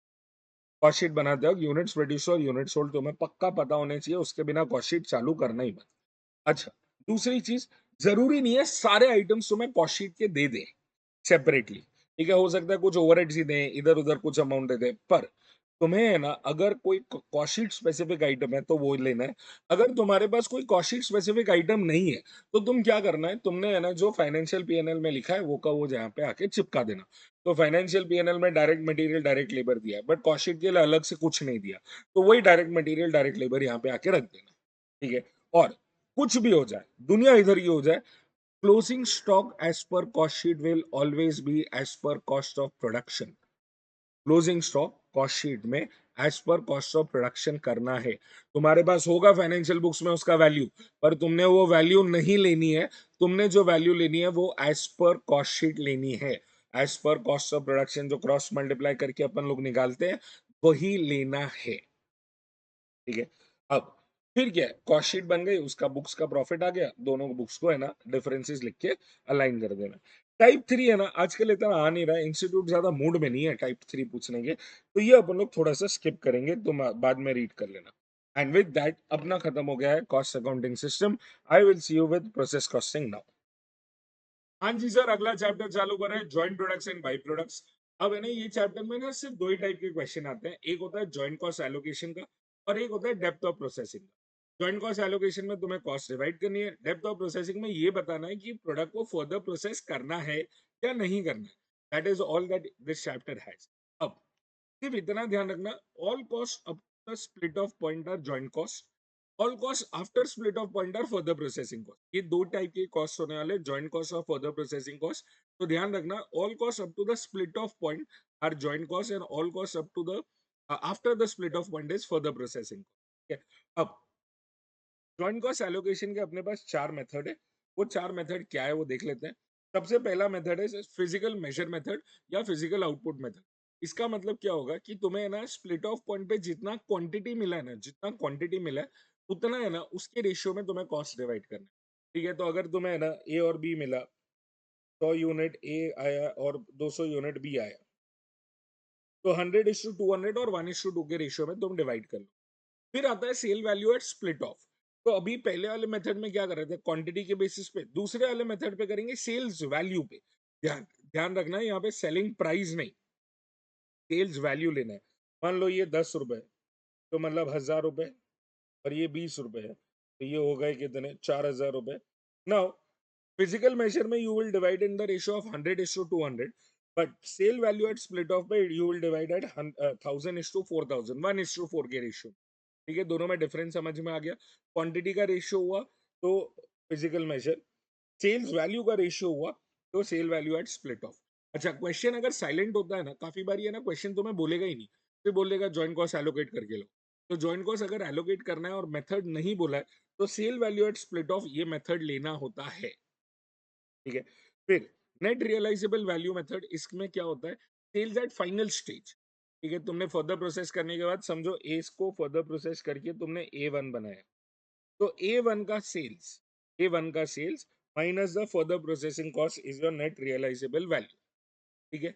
अच्छा, पर ऐसा भी तो हो सकता है ना, ए और बी दो बनाया था, ए को फर्दर प्रोसेस किया पर बी को नहीं किया, तो बी का फाइनल स्टेज क्या है, यही बी का फाइनल स्टेज है। जो स्प्लिट ऑफ स्टेज है वही फाइनल स्टेज है, और उसमें जो फर्दर प्रोसेसिंग कॉस्ट है ना, कोई है ही नहीं, तो लेस करेंगे ही नहीं। तो ए से अगर A1 बनाया, तो A1 का sales minus the further processing cost. अगर बी को फर्दर प्रोसेस नहीं किया, तो बी का sales minus zero further processing cost, तो वो आ जाएगा एनआरवी। और फिर एनआरवी के रेशियो में ना तुमने कर देना है कॉस्ट को एलोकेट। और लास्ट में आता है कांस्टेंट ग्रॉस मार्जिन एनआरवी। ये एक दो स्टेप का प्रोसेस है। इसमें अपन लोग क्या करते हैं, अपन लोग टोटल कॉस्ट ढूंढते हैं फाइनल स्टेज। ठीक है। फाइनल स्टेज पे दो कॉस्ट अपन लोग ढूंढते हैं, सॉरी दो स्टेप में। तो फाइनल स्टेज में जो भी सेल्स वैल्यू है, ठीक है, फर्दर प्रोसेसिंग होने के बाद total total A1 B C जितने भी प्रोडक्ट्स होंगे ना, उसका टोटल फाइनल सेल्स वो अपन लोग लिखेंगे minus the further processing cost and joint cost, तो मिल जाएगा अपने को ग्रॉस मार्जिन। ग्रॉस मार्जिन है ना, तुमने ग्रॉस मार्जिन ढूंढना है तो प्रॉफिट ढूंढना, तो सेल्स माइनस द कॉस्ट, तुम्हें आ गया ग्रॉस मार्जिन, और फिर ये ग्रॉस मार्जिन का परसेंटेज।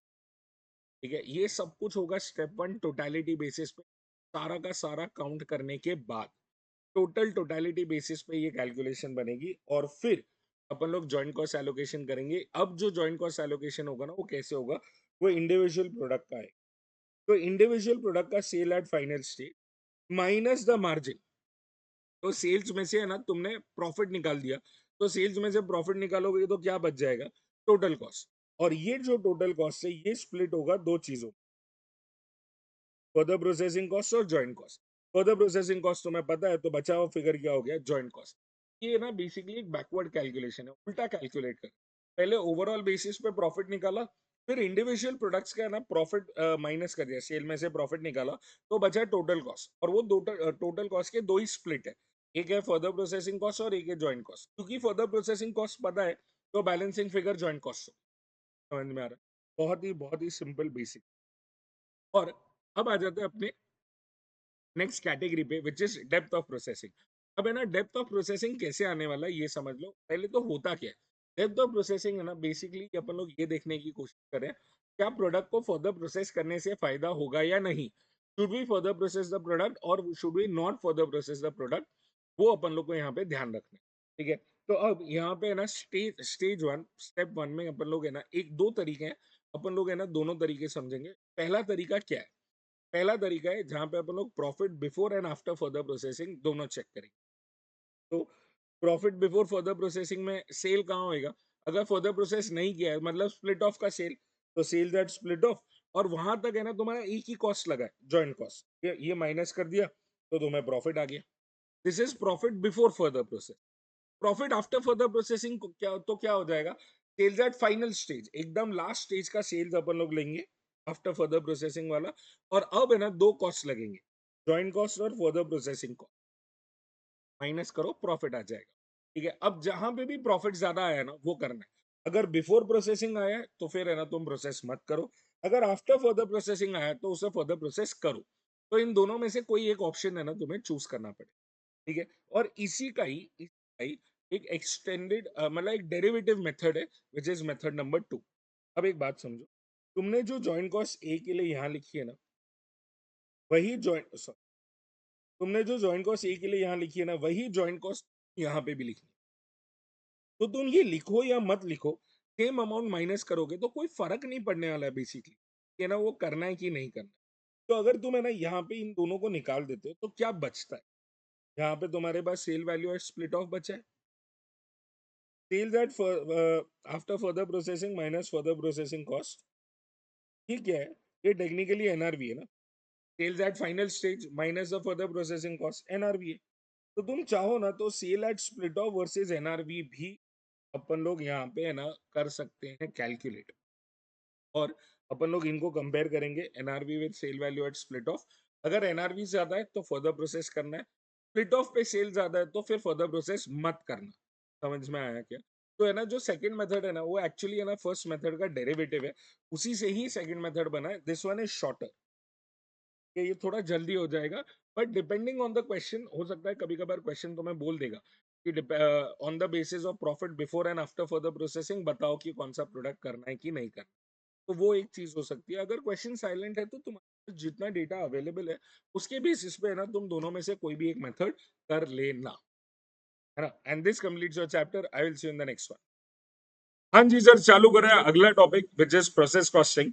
अब प्रोसेस कॉस्टिंग में ध्यान रखना अपने पास है ना चार टाइप के क्वेश्चंस है।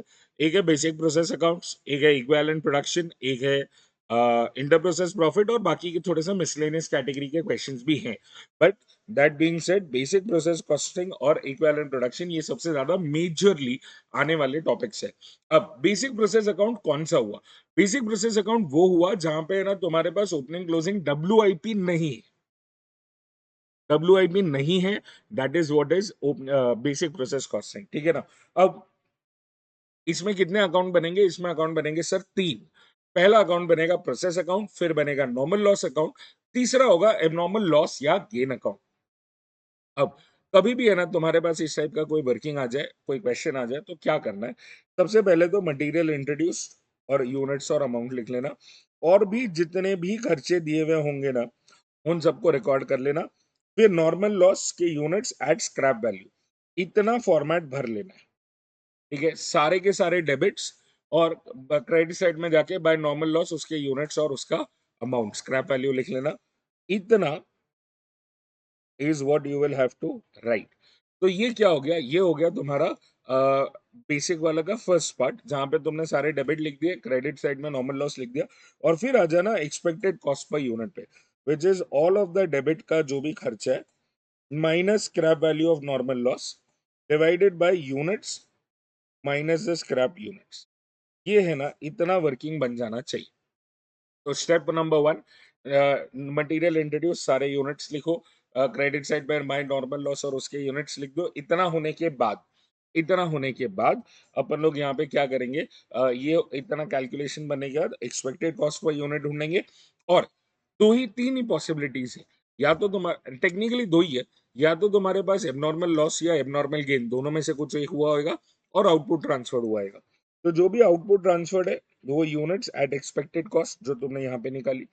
अगर एबनॉर्मल लॉस है तो यूनिट्स एट एक्सपेक्टेड कॉस्ट, और अगर एबनॉर्मल गेन है तो यूनिट्स एट एक्सपेक्टेड कॉस्ट। ये दो ही पॉसिबिलिटी होगी, या तो तुमने है ना यूनिट्स बना के ट्रांसफर कर दिया, या तो तुम्हारा लॉस या गेन हो गया, दोनों में से कुछ एक ही होगा, है ना।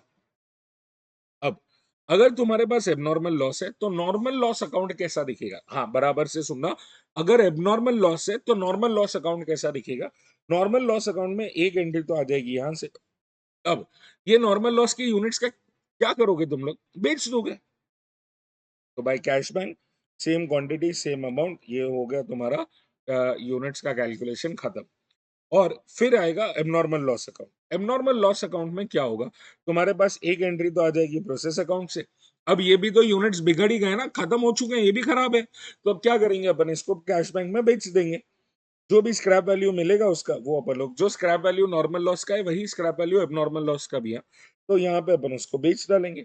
और फिर अपने पास जो बच गया, जो अमाउंट रह गया, मतलब क्या हुआ, तुमने 100 रुपए का है ना एक्सपेक्टेड कॉस्ट लगाया, ठीक है, और यहाँ पे तुम्हें 80 रुपए ही मिले स्क्रैप में, तो बचा हुआ क्या हो गया, 20 रुपए। ये कॉस्टिंग पेनल, ये तुम्हारा लॉस है। अगर तुम्हारे पास एबनॉर्मल गेन होता है तो यहां पे ध्यान से सुनना, एबनॉर्मल गेन एग्जैक्टली है क्या। It is reduction of normal loss. तुमने सोचा था 100 यूनिट का लॉस होएगा पर एक्चुअल में 80 यूनिट लॉस हुए, तो वो 20 यूनिट्स क्या है, वो एबनॉर्मल गेन है, ठीक है, ये ध्यान रखना। तुम्हारे पास एक एंट्री तो आ जाएगी प्रोसेस अकाउंट से 100 यूनिट की, पर क्या ये 100 के 100 यूनिट तुमने बिगाड़े हैं? नहीं। तुमने बिगाड़े कितने, तुमने बिगाड़े 80 यूनिट, तो उतने को ही कैश बैंक कर पाओगे ना, जो बिगड़ा है वही बेच पाओगे। तो फिर ऑब्वियसली है ना इतना ही हो पाएगा। और फिर बचा हुआ आ जाएगा एबनॉर्मल गेन। ये जो 20 यूनिट है ना ये चले जाएंगे एबनॉर्मल गेन में, ठीक है, 20 यूनिट जाएंगे एबनॉर्मल गेन में। और अब इस एबनॉर्मल गेन में क्या करना पड़ेगा, एक एंट्री तो आ गई नॉर्मल लॉस अकाउंट से, एक एंट्री आएगी तुम्हारी प्रोसेस अकाउंट से, बचा हुआ हो गया प्रॉफिट। तो ये है पूरा का पूरा प्रोसीजर। एक बार इसे वापस सुनना, ढंग से सुनना, अपने आप आ जाएगा, आई कैन अश्योर यू। अब आ जाते हैं अपन लोग इक्विवेलेंट प्रोडक्शन पे। इक्विवेलेंट प्रोडक्शन कब करना पड़ेगा सर, जब ओपनिंग या क्लोजिंग डब्ल्यूआईपी दोनों दिया होगा तब। अब इसमें दो मेथड से है, एवरेज या वेटेड एवरेज मेथड या तो फीफो मेथड। मैंने इन सबको है ना 5 स्टेप में डिवाइड कर रखा है। अब पहला नंबर स्टेप जो है ना ये यहाँ पे है ना अपने लिए सब में सेम है, वेटेड करो या फीफो करो। सबसे पहले अपन लोग लिखेंगे opening WIP plus units introduced. तो ये इसको अपन लोग बुलाते हैं ऐड करने का units in process minus the normal loss, तो आ जाएगा एक्सपेक्टेड आउटपुट। ये एक्सपेक्टेड आउटपुट जो है ना, ये एक्सपेक्टेड आउटपुट या तो ट्रांसफर हुआ, या तो स्टॉक में रह गया, या तो बिगड़ गया या गेन हो गया। तो इन तीनों में से है ना ये तो हो गई, ये भी हो गई, तो तुम्हें ये पता चल जाएगा कि एबनॉर्मल लॉस या गेन कितना है। That is the idea of the first step, abnormal loss और गेन पता होना चाहिए, ठीक है ना। अब अगर तुम बना रहे हो फीफो के हिसाब से तो स्टेप नंबर 1 तो वही एबनॉर्मल लॉस गेन पता करना है। स्टेप नंबर 2 में अपन लोग क्या पता करेंगे, स्टेप नंबर 2 में अपन बनाएंगे स्टेटमेंट ऑफ इक्विवेलेंट प्रोडक्शन। अब स्टेटमेंट ऑफ इक्विवेलेंट प्रोडक्शन में कैसे काम होगा, अगर तुम फीफो फॉलो कर रहे हो तो तुम्हारे यूनिट्स जो है ना, जो तुमने ट्रांसफर किए, उसमें सबसे पहले तो ओपनिंग स्टॉक होगा, और एक और यूनिट्स होंगे यूआईसीटी। यूआईसीटी का मतलब क्या है, units introduced, completed and transferred. तो units opening stock plus units introduced, completed and transferred, ये कौन सी यूनिट्स है जो तुम इसी पीरियड में लाए हो और इसी पीरियड में उसे पूरा बना दिया और ट्रांसफर कर दिया, ठीक है ना। तो opening stock and units introduce completed and transferred, ये अपने पास यहाँ पे पूरी की पूरी स्प्लिट आ जाएगी यूनिट्स ट्रांसफर की, ओपनिंग एंड यूआईसीटी, ठीक है। अब अपने पास यहाँ पे पर्टिकुलर्स में क्या क्या लिखना है, पर्टिकुलर्स में जितने भी तुमने ब्रांचेस बनाए हैं उनको लिखना है।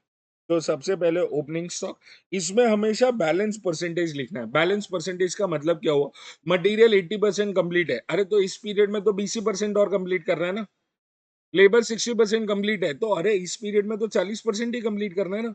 तो हमेशा बैलेंस परसेंटेज लिखेंगे ओपनिंग स्टॉक के लिए। Units introduce, completed and transfer, ये इसी पीरियड में स्टार्ट किए, कंप्लीट किए, ट्रांसफर कर दिए। इसी पीरियड में स्टार्ट किए, कंप्लीट किए, ट्रांसफर कर दिए। तो ये क्या होगा, units introduce, completed and transfer हमेशा ही 100%। Abnormal loss, degree of completion दिया होगा या तो 100% ले लेना। Closing stock degree of completion देगा ही देगा, ठीक है। और अपने को आ जाएगा यहाँ पे equivalent units of material, labour and overhead. अगर गलती से एबनॉर्मल गेन आ गया question, always 100% and in the negatives, तो सब कुछ है ना नेगेटिव नेगेटिव नेगेटिव लिखोगे। क्यों नेगेटिव नेगेटिव नेगेटिव लिख रहे हैं? अरे भैया अपने पास है ना ट्रांसफर और ये सारे यूनिट जो भी लिखते हो क्लोजिंग वाले एबनॉर्मल, ये तो क्रेडिट साइड पे होता है ना, तो इसके सामने लिख रहे हो तुम एबनॉर्मल गेन, तो इसके लिए ऑपोजिट साइड है, इसलिए नेगेटिव, ठीक है ना। अब abnormal gain will be in the negatives and it will always be 100%। Step number 3 आएगा कॉस्ट पर यूनिट। अब cost per unit as per FIFO क्या होगा, you only will take the current cost minus scrap value of material upon equivalent units of material. बट ये सिर्फ और सिर्फ material में। फिर current cost of labour divide by equivalent units of labour, current cost of overheads divide by equivalent units of overheads, ठीक है। तो ये आ गई अपनी स्टेप नंबर 3। स्टेप नंबर 4 आ जाता है valuation.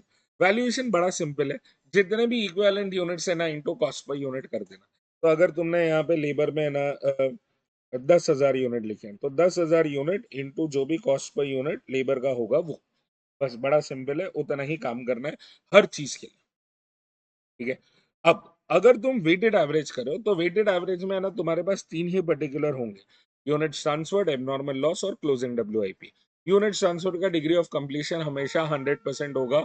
You will never, you will never ever, कभी भी है ना ध्यान रखना, कभी भी है ना तुम बिना 100% कंप्लीट किए ट्रांसफर नहीं करोगे यूनिट्स, ठीक है।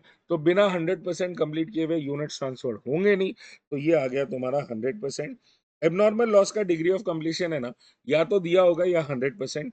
क्लोजिंग डब्ल्यूआईपी का डिग्री ऑफ कंप्लीशन हमेशा दिया होगा। और इसका स्टेप थ्री में जब कॉस्ट पर यूनिट ढूंढ रहे हो, तब इसमें opening cost plus current cost minus divide by minus scrap value of normal loss divide by equivalent units of material. और बाकी सब में ना देख ध्यान इतना रखना, स्क्रैप वैल्यू से मटेरियल से माइनस होएगा, क्योंकि स्क्रैप मटेरियल ही हो सकता है। लेबर कैसे स्क्रैप करोगे, आदमी को थोड़ी छन्नी में डाल दोगे, है ना। तो इसके लिए ना लेबर ही स्क्रैप होता है, इसके लिए स्क्रैप वैल्यू यहाँ से लॉस लेस करता है। और वापस से वैल्यूएशन में तो वही करना है, equivalent units into the cost per unit. And last step is basically your weighted process account. जैसे नॉर्मल प्रोसेस अकाउंट बनाते हो वही बनाना है और ऑटोमेटिकली टैली होगा तुम्हारा प्रोसेस अकाउंट। अगर प्रोसेस अकाउंट ऑटोमेटिकली टैली हो रहा है देन इट इज गुड, वो करेक्ट है, अदरवाइज गड़बड़ है। And this finishes your process costing. मिलते हैं अगले चैप्टर। हाँ जी सर, चालू कर रहे हैं अपन लोग सर्विस कॉस्टिंग। अब सर्विस कॉस्टिंग में तुम्हें भी पता है बहुत ज्यादा फॉर्मूलाज नहीं है, बट मैंने काफी सारी चीजें समराइज कर दी है, तो वो अपन लोग देखेंगे। सबसे पहले है ना किलोमीटर्स पर डे कैसे आएगा।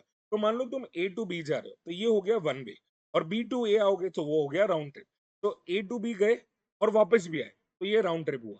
तो अब मान लो ए टू बी 10 किलोमीटर है, तो 10 kilometre one way into two, एक राउंड ट्रिप का 20 किलोमीटर हुआ। और ऐसे मान लो तुम दिन में 3 ट्रिप कर रहे हो, तो एक दिन के किलोमीटर्स कितने होंगे 60। जैसे 10 kilometre one way into two, 20 kilometre हो गया एक राउंड ट्रिप का, इंटू 3 ट्रिप्स, तो ये हो गया 60 किलोमीटर इन अ डे। अब तुम है ना मान लो महीने में 20 दिन ऑपरेट कर रहे हो, तो इंटू 20 डेज, एक दिन का 60 किलोमीटर है तो 20 दिन का कितना हो जाएगा 1200 किलोमीटर। और अगर तुम साल में 10 महीने ऑपरेट कर रहे हो तो इसको मल्टीप्लाई कर देना 10 मंथ से, तो ये हो गया 12,000। और आ जाएगा तुम्हें टोटल किलोमीटर्स पर एनम। तो हमेशा ध्यान रखना, कभी भी किलोमीटर्स कैलकुलेट करते हो go from micro to macro.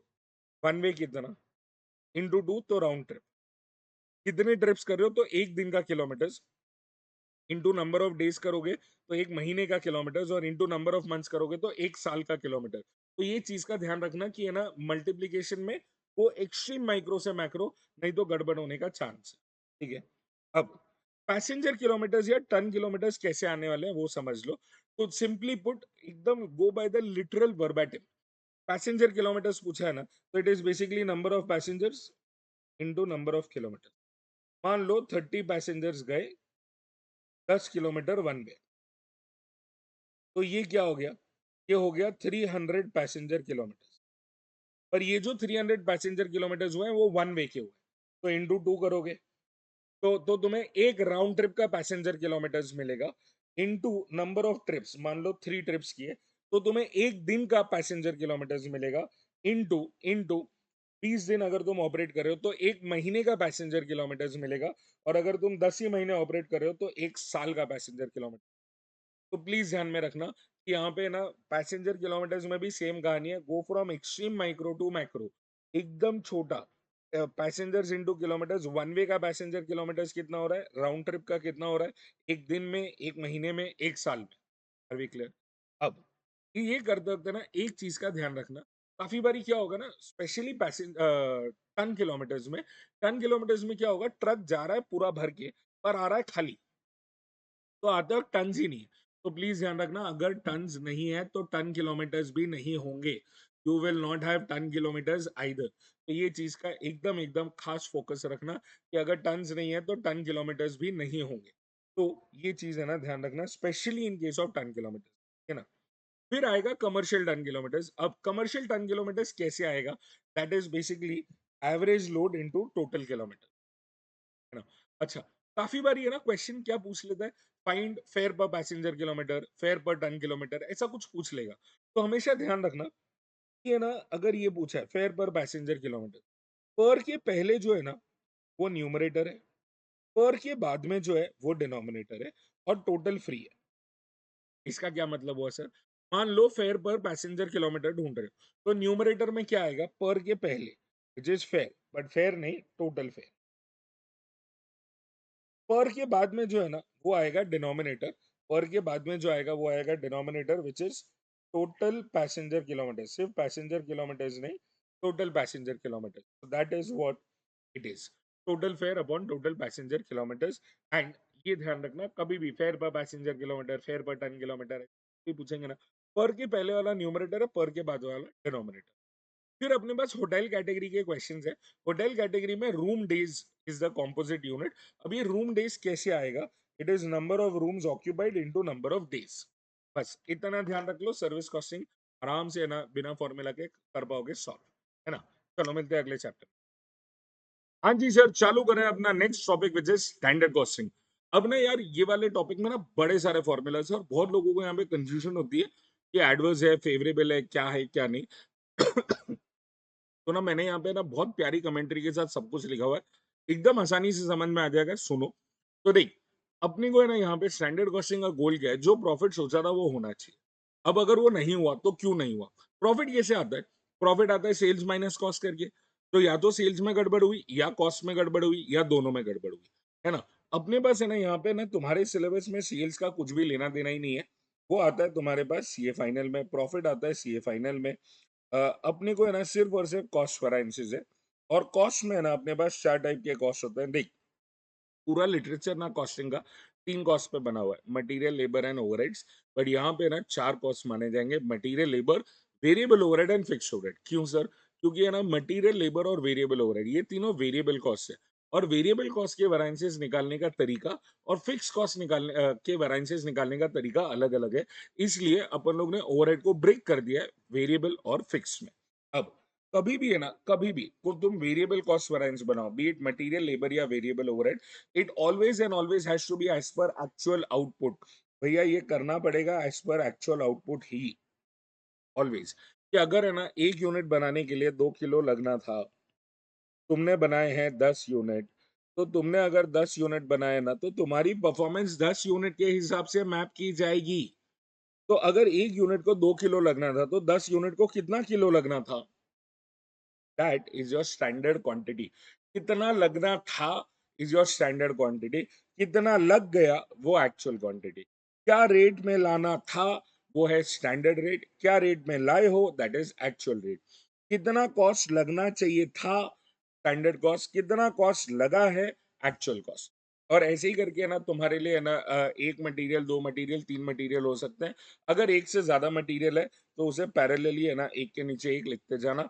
अपने को यहाँ पे total standard quantity, total standard cost, total actual quantity, total actual cost, और ये निकालना है वेटेड एवरेज स्टैंडर्ड रेट, बताऊंगा आगे क्यों, which is standard cost upon standard quantity, ये टोटल वाला। और ये बिल्कुल भी मत कैलकुलेट करना क्योंकि ये कहीं पे भी काम नहीं आता है। तो मुंह उठा के ना बस छाप मत देना क्योंकि अपने हाथ में कैलकुलेटर है, डोंट डू दैट। ठीक है। अब 5 वेरिएंसेस में बटा हुआ है मटेरियल कॉस्टिंग। अब सबसे पहला वेरिएंस है मटेरियल कॉस्ट वेरिएंस, मतलब मटेरियल के पीछे कितना टोटल खर्चा होना चाहिए था वर्सेस कितना खर्चा हो गया। अगर ज्यादा खर्चा हो गया तो एडवर्स बोलेंगे, अगर कम हुआ तो फेवरेबल बोल देंगे। The material cost variance is split between two types of variances, material rate variance and material usage variance. Material rate variance कैसे आएगा, how will you get material rate variance? तो भैया मटेरियल रेट वेरिएंस बड़ा ही simple है। Rate में ना अपन लोग क्या देख रहे हैं, क्या रेट में लाना चाहिए था और क्या रेट में लाए हो इनटू एक्चुअल क्वांटिटी। अब एक्चुअल क्वांटिटी क्यों, अरे यार उसमें बड़ा डीप साइंस है, बट इतना समझ ले, जो तुम एक्स्ट्रा पैसे दे के आए हो वो एक्चुअल क्वांटिटी के लिए दे के आए हो ना। तो मटेरियल रेट वेरिएंस, क्या रेट में मटेरियल लाना था, क्या रेट में मटेरियल लाए, और इनटू द एक्चुअल क्वांटिटी। दूसरा वेरिएंस, अच्छा कम रेट में लाए तो फेवरेबल, ज्यादा पैसे दे के लाए तो एडवर्स। मटेरियल क्वांटिटी वेरिएंस, इसको कभी कभार मटेरियल यूसेज वेरिएंस भी बोलते हैं। यूसेज वेरिएंस कैसे आएगा, कितना क्वांटिटी यूज होना चाहिए था वर्सेस कितना यूज किया है। कितना क्वांटिटी यूज करना चाहिए था मतलब स्टैंडर्ड क्वांटिटी, कितना यूज किया है मतलब actual quantity into the standard rate. And the quantity या usage variance is split between two further variances. दो और वेरिएंसेस आए, मटेरियल मिक्स वेरिएंस और यील्ड वेरिएंस। यील्ड वेरिएंस थोड़ा सा पहले समझ लो। यील्ड वेरिएंस ना तुम्हारा क्वांटिटी वेरिएंस का ही रेप्लिका है। स्टैंडर्ड क्वांटिटी के लिए total standard quantity, actual quantity के लिए total actual quantity, standard rate के लिए वेटेड एवरेज स्टैंडर्ड रेट। तो अगर तुम यूसेज वेरिएंस करो तो standard quantity minus actual quantity into standard rate करोगे। अगर यील्ड वेरिएंस कर रहे हो तो total standard quantity minus total actual quantity into weighted average standard rate. तो एकदम सिंपल स्ट्रेट फॉरवर्ड, जैसा यूसेज है वैसा ही यील्ड है, ध्यान रखना। अब मटेरियल मिक्स हो रहा है, ओ बाय द वे, हाँ इसमें एडवर्स फेवरेबल कैसे पता चलेगा, अगर है ना, अगर तुमने टोटल स्टैंडर्ड क्वांटिटी 1000 लगना था और तुमने क्वांटिटी 900 ही लिया तो फेवरेबल, और अगर 1900 ले लिया तो एडवर्स। अगर तुमने एक्चुअल क्वांटिटी ज्यादा लिया है तो एडवर्स, अगर कम लिया है तो फेवरेबल। ठीक है ना। अब आ जाते हैं मिक्स वेरिएंस पे। मिक्स वेरिएंस क्या बोलता है ये समझो, कि अगर मैं 100 किलो हूं टोटल 200 में, अगर मैं 100 किलो हूँ 200 में एज पर स्टैंडर्ड, तो मैंने जो 250 केजीज यूज किया है उसमें मेरे को कितना होना चाहिए। ठीक है, वापस से बता रहा हूँ कि अगर मैं 100 किलो हूँ इन अ टोटल ऑफ 200 किलो, तो अगर मैंने 250 किलो इनपुट किया है उसमें मुझे कितना होना चाहिए था, कितना होना चाहिए था। ये होगा तुम्हारा सबसे पहला total actual quantity into standard mix. तो मतलब इसी एग्जांपल को कंटिन्यू करते हैं, अगर मैं 100 किलो हूँ 200 में, तो 250 में मुझे कितना होना चाहिए था, 250 में होना चाहिए था 125। तो मेरे को होना चाहिए था 125, मैं हूँ 130 फॉर एग्जाम्पल। ठीक है, टोटल 130, 125 होना चाहिए था, 130 है, इनटू द स्टैंडर्ड रेट। अगर तुमने क्वांटिटी ज्यादा यूज किया है तो एडवर्स, क्वांटिटी कम यूज किया है तो फेवरेबल। ठीक है ना। तो इसको बोलेंगे कैसे, total standard, total actual quantity into standard mix minus the actual quantity. अब कोई भी क्वांटिटी वेरिएंस देखोगे ना, तुम्हारे पास तीन होता है क्वांटिटी, ये भी क्वांटिटी के बेसिस पर है, ये भी क्वांटिटी के बेसिस पर है, ये भी क्वांटिटी के बेसिस पर है। अगर तुमने कम क्वांटिटी यूज किया है तो ऑब्वियसली वो फेवरेबल है, अगर ज्यादा क्वांटिटी यूज कर लिया तो ऑब्वियसली वो एडवर्स है। प्लीज ध्यान रखना है इसको। आ जाते हैं आगे, लेबर वेरायंसेस। इतने ही 5 वेरायंस है मटेरियल में। लेबर में एक एडिशनल वेरायंस हो सकता है, बट लेबर में ना नाम थोड़े से चेंज हो जाएंगे, प्लीज ध्यान रखना। अगर तुम्हारे पास एक ही टाइप का लेबर है, मतलब सिर्फ लेबर बोल दिया, तो तुम्हारे पास मिनिमम 3 मैक्सिमम 4 वेरायंसेस आएंगे। तो labour cost variance same like material cost variance, same to same, split between labor rate variance same like material rate variance। और नया जो वेरायंस है that is labour idle time variance. Idle time is always and always abnormal idle time वाला। अगर abnormal idle time वाला है, अगर abnormal idle time वाला है तो तो ही है ना यहाँ पे उसका वेरिएंस आएगा, और फॉर्मूला है idle hours into the standard rate. और फिर आ जाएगा लेबर एफिशिएंसी वेरिएंस। हमेशा ध्यान रखना, आइडल टाइम वेरिएंस एडवर्स होगा। It will always and always be adverse, it can never be favourable. Time बिगाड़ना कभी अच्छा नहीं है, तो it will always B adverse. और यहाँ पे लेबर एफिशिएंसी वेरिएंस का सेम, जैसे तुम लोग मटेरियल यूसेज वेरिएंस निकालते हो, सेम टू सेम। ठीक है। अब अगर एक से ज्यादा ग्रेड ऑफ लेबर, एक से ज्यादा ग्रेड ऑफ लेबर है, तो labour cost variance, labour rate variance, labour time variance. और टाइम के नीचे सबसे पहले आइडल टाइम वेरिएंस, फिर mix variance and efficiency variance. सारे के सारे वेरिएंसेस सेम, जैसे तुमने मटेरियल कैलकुलेट करा है ना, वैसे का वैसे। आइडल टाइम वेरिएंस अपन लोग ने ऑलरेडी देख लिया है, idle hours into standard rate करके आ जाएगा। Is that clear? और आ जाते हैं आप वेरिएबल ओवरहेड वेरिएंसेस पे। वेरिएबल ओवरहेड्स ना are usually based on labour hours. तो टेबल बनाते वक्त ना, जो तुम स्टैंडर्ड आवर्स लेबर के लिए लिख रहे हो, वही स्टैंडर्ड आवर्स तुमने वेरिएबल ओवरहेड के लिए भी लिखना है। बट रेट्स है ना वेरिएबल ओवरहेड का होगा। तो जो टेबल में आवर्स तुम लोग ने लेबर के लिखे हैं, वही है ना आवर्स लिखेंगे तुम वेरिएबल ओवरहेड्स के भी। बट रेट्स जो है वो वेरिएबल ओवरहेड का ले लेना है। Same variances, variable cost. अब है ना इस वेरिएंस को वेरिएबल एक्सपेंडिचर वेरिएंस बोल रहे हैं। और variable overhead efficiency variance same as labour efficiency. तो इसको जहां पे रेट वेरिएंस पहले बोल रहे थे ना, material rate variance, labour rate variance, अब इसको वेरिएबल ओवरहेड एक्सपेंडिचर वेरिएंस बोल रहे हैं। ठीक है ना? अब आ जाते हैं सबसे बड़ा, सबसे भारी, fix overhead variances. Fix overhead variances में ना सबसे पहली चीज तो बजट और एक्चुअल लिखना, स्टैंडर्ड एक्चुअल नहीं। वेरिएबल कॉस्ट के लिए बजट स्टैंडर्ड बनता है, फिक्स कॉस्ट के लिए बजट बनता है। तो प्लीज ध्यान रखना, बजट और एक्चुअल लिखा जाएगा, स्टैंडर्ड और एक्चुअल नहीं। और ये बजट और एक्चुअल में ना तुम्हें क्या ध्यान रखना है, धुआं, DHUA, days, hours, units and amount, धुआं याद रखना। ठीक है। अब जरूरी नहीं है कि तुम्हारे पास सारे एलिमेंट्स हो सकता है कोई कोई क्वेश्चन में कम भी हो, पर ये मैक्सिमम एलिमेंट्स है, ये कंफर्म्ड है, धुआं होएगा तुम्हारे पास। तो धुआं कैसे, डेज, आवर्स, यूनिट्स, अमाउंट। अब जितने भी तुम्हारे पास एलिमेंट्स है, उतने तुम्हारे पास एब्जॉर्प्शन रेट्स होने चाहिए। ठीक है। एब्जॉर्प्शन रेट हमेशा बजटेड बेसिस पर ही होगा। बजटेड अमाउंट डिवाइडेड बाय जो भी तुम फाइंड कर रहे हो, जैसे absorption rate per day find कर रहे हो, तो budgeted amount upon budgeted days. अगर absorption rate per hour find कर रहे हो, तो budgeted amount upon budgeted hours. और अगर absorption rate per unit find कर रहे हो, तो budgeted amount upon budgeted units, as the case में। ठीक है। अब सबसे पहला जो वेरिएंस है, that is fixed overhead cost variance. कितना वसूल किया, कितना चला गया। कितना वसूल किया कैसे आएगा, उसको बोलते हैं एब्जॉर्ब्ड ओवरहेड्स। एब्जॉर्ब कितना, जो भी तुमने एक्चुअल नंबर ऑफ यूनिट्स बनाए हैं into absorption rate per unit. जो भी है ना तुमने एक्चुअल यूनिट्स बनाए हैं into absorption rate per unit, ये हो गया एब्जॉर्ब्ड ओवरहेड्स, उसके सामने एक्चुअल। तो अगर वसूल किया 1 लाख, खर्चा कर दिया 1.5 लाख, तो ये एडवर्स होगा। अगर वसूल किया 1.5 लाख, खर्चा कर दिया 1 लाख, तो ये हो जाएगा फेवरेबल। तो अपने को देखना है वसूली कितना हुआ और चला कितना गया। वसूली कितना हुआ is basically absorbed amount, please ध्यान रखना है इसको। अब the fixed overhead cost variance is split between two types: fixed overhead expenditure variance and volume variance।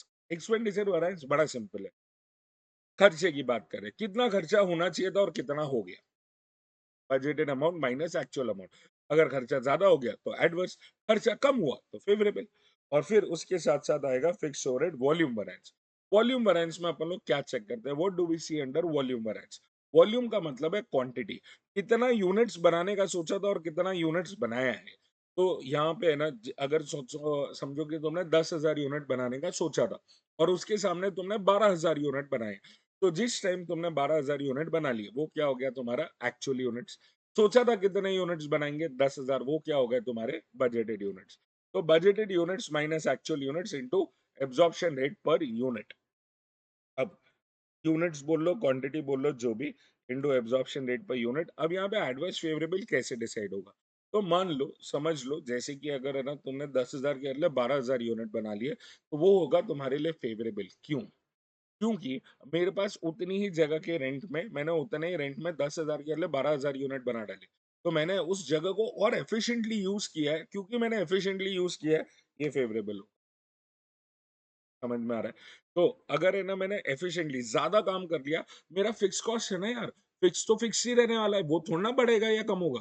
तो उसी पे अगर मैं ज़्यादा काम कर रहा हूँ, उतने ही खर्चे में ज़्यादा काम कर रहा हूँ, तो ऑब्वियसली वो फेवरेबल होने वाला है। समझ में आया क्या? तो ये आ गया तुम्हारा fixed overhead volume variance and split between 3 further variances. सबसे पहले fixed overhead calendar variance. Calendar variance क्या बोलता है? कितने दिन आना चाहिए था ऑफिस और कितने दिन आए हो। अगर तुम्हें 20 दिन ऑफिस आना था और तुम 22 दिन आ गए, तो तुम ज्यादा दिन आए हो ऑफिस में। क्या ज्यादा दिन आने से रेंट ज्यादा लगा है क्या? नहीं। तो क्या हो गया वो? फेवरेबल।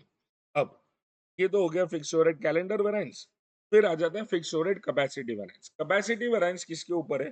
कैपेसिटी वेरिएंस है आवर्स के ऊपर, कि तुमने जितने भी एक्चुअल डेज काम करा है, एक्चुअल डेज के हिसाब से तुम्हें कितने आवर्स काम करना चाहिए। मान ले 10 दिन में 1000 घंटे काम करना था, तुमने 12 दिन काम किया, तो क्या 12 दिन में मैं तुमसे 1000 घंटे का ही काम एक्सपेक्ट करूँ क्या?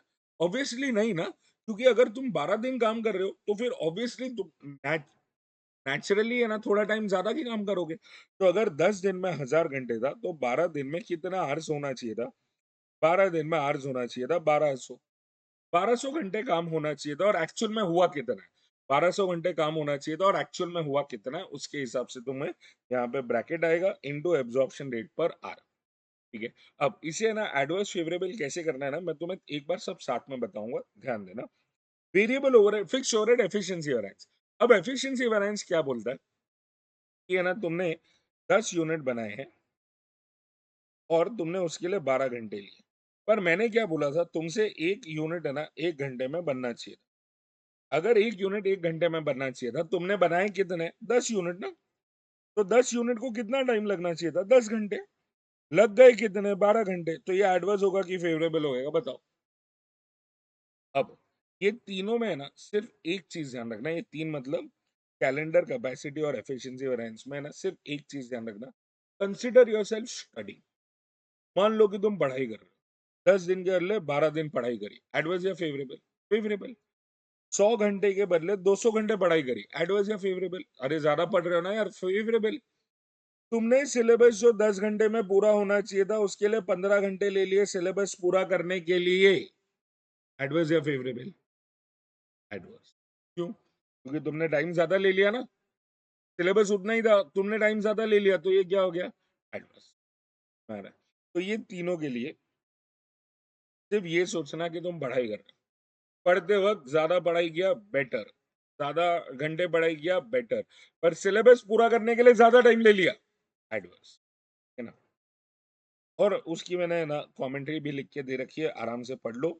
और सेल्स वैरिएंस, अब है ना सेल्स वैरिएंस में भी है ना बजट और एक्चुअल लिखा जाएगा, स्टैंडर्ड एक्चुअल नहीं लिखा जाएगा। प्लीज ये वर्डिंग्स का ध्यान रखना, दे हैव सिग्निफिकेंस। और जैसे है ना तुम लोग का है ना टेबल बनता है ना मटेरियल कॉस्ट वेरिएंस का, वैसे का वैसे ही सेल्स का भी बनेगा। तुम्हारे पास सेल्स में तो ऐसे है ना 7 वेरिएंसेस होता है, बट तुम्हारे सिलेबस में 3 ही है। एक तो टोटल सेल्स वेरिएंस, मतलब कितना सेल होना चाहिए था और कितना हो गया, ज्यादा सेल होना बेटर है, ये चीज का ध्यान रखना। Split between selling price variance, क्या रेट में सेलिंग प्राइस होना बेचना था, क्या रेट में बेचा है, इनटू द एक्चुअल क्वांटिटी। और यहाँ पे आ जाता है द सेल्स वॉल्यूम वेरिएंस या सेल्स क्वांटिटी वेरिएंस, कितना यूनिट्स बेचना था वर्सेस कितना यूनिट्स बेच दिया इनटू द सेलिंग प्राइस। ठीक है ना? तो ये आ गया अपने पास सेल्स का भी calculation. Very very simple calculation, हालांकि सेल्स आने के चांसेस थोड़े से कम है। Material, labour, variable overhead, fix overhead आने के चांसेस हमेशा ही है। चैप्टर पेपर में 100% आएगा ही आएगा, अच्छे से एक बार वापस देख लेना। I will see you in the next chapter. हाँ जी सर, आ गए हैं अपन लोग अपने अगले टॉपिक पे, which is marginal costing, my personal favourite. बहुत प्यारा चैप्टर, बहुत सारे फॉर्मूलाज है, बट अपन ने बहुत कंसाइज करके है ना इसको कर दिया है। देखते हैं क्या है। सबसे पहले तो आता है format of CVP analysis. Format में क्या है? Sales minus variable cost to get contribution minus fix cost to get profit. अब सेल्स आता कैसे, ये जरूरी है। Selling price per unit into number of units, variable cost per unit into number of unit, contribution per unit into number of units. अब सिर्फ ध्यान रखना, सेल्स, वेरिएबल कॉस्ट और कंट्रीब्यूशन, सिर्फ इतना ही पोर्शन है ना per unit into number of units कर सकते हो। फिक्स कॉस्ट तो एज इट इज उतना का उतना ही पूरा ही रहेगा, टोटलिटी बेसिस पे ही होगा, और प्रॉफिट भी टोटलिटी बेसिस पे ही आएगा। Please do not get confuse over there. यहाँ पे है ना वो सारे नंबर्स है ना, सारे के सारे टोटलिटी पे नहीं है और सारे पर यूनिट पे भी नहीं है। सेल्स, वेरिएबल कॉस्ट और कंट्रीब्यूशन, ये तीन चीजें है ना पर यूनिट बेसिस पर है। Fix cost totality, profit also totality. Now तुम्हें कंट्रीब्यूशन पर यूनिट कैसे आएगा? कंट्रीब्यूशन पर यूनिट बड़ा simple, selling price per unit minus variable cost per unit. But total contribution निकालने के तुम्हारे पास दो तरीके हैं, या तो तुम है ना सेल्स माइनस वेरिएबल कॉस्ट कर लो, या प्रॉफिट प्लस फिक्स कॉस्ट कर लो। दोनों में से कोई भी एक चीज कर सकते हो। ऐसे देख, sales minus variable cost will give you contribution, profit plus fix cost will also give you contribution. पर प्लीज दोनों में डिफरेंस समझना, एक है कंट्रीब्यूशन पर यूनिट, एक है टोटल कंट्रीब्यूशन, प्लीज ध्यान रखना। ठीक है, फिर आ जाते हैं पीवी रेशियो। पीवी रेशियो निकालने के बतेरे तरीके हैं, बतेरे। बट फिलहाल के लिए ना सिर्फ ये याद रखना, contribution per unit upon selling price per unit, या कंट्रीब्यूशन अपॉन सेल्स इनटू 100, दोनों में से एक ही। ठीक है, और यहाँ पे मैचिंग कॉन्सेप्ट का ध्यान रखना, या तो पर यूनिट होना चाहिए, या तो टोटल टोटल होना चाहिए। तो अगर कंट्रीब्यूशन टोटल ले रहे हो तो सेल्स भी टोटल होना चाहिए, अगर कंट्रीब्यूशन पर यूनिट ले रहे हो तो सेलिंग प्राइस भी पर यूनिट होना चाहिए।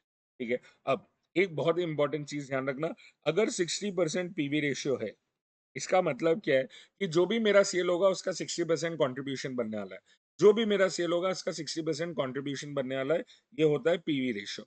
बट बचा हुआ 40% क्या है फिर? बचा हुआ 40% है वेरिएबल कॉस्ट।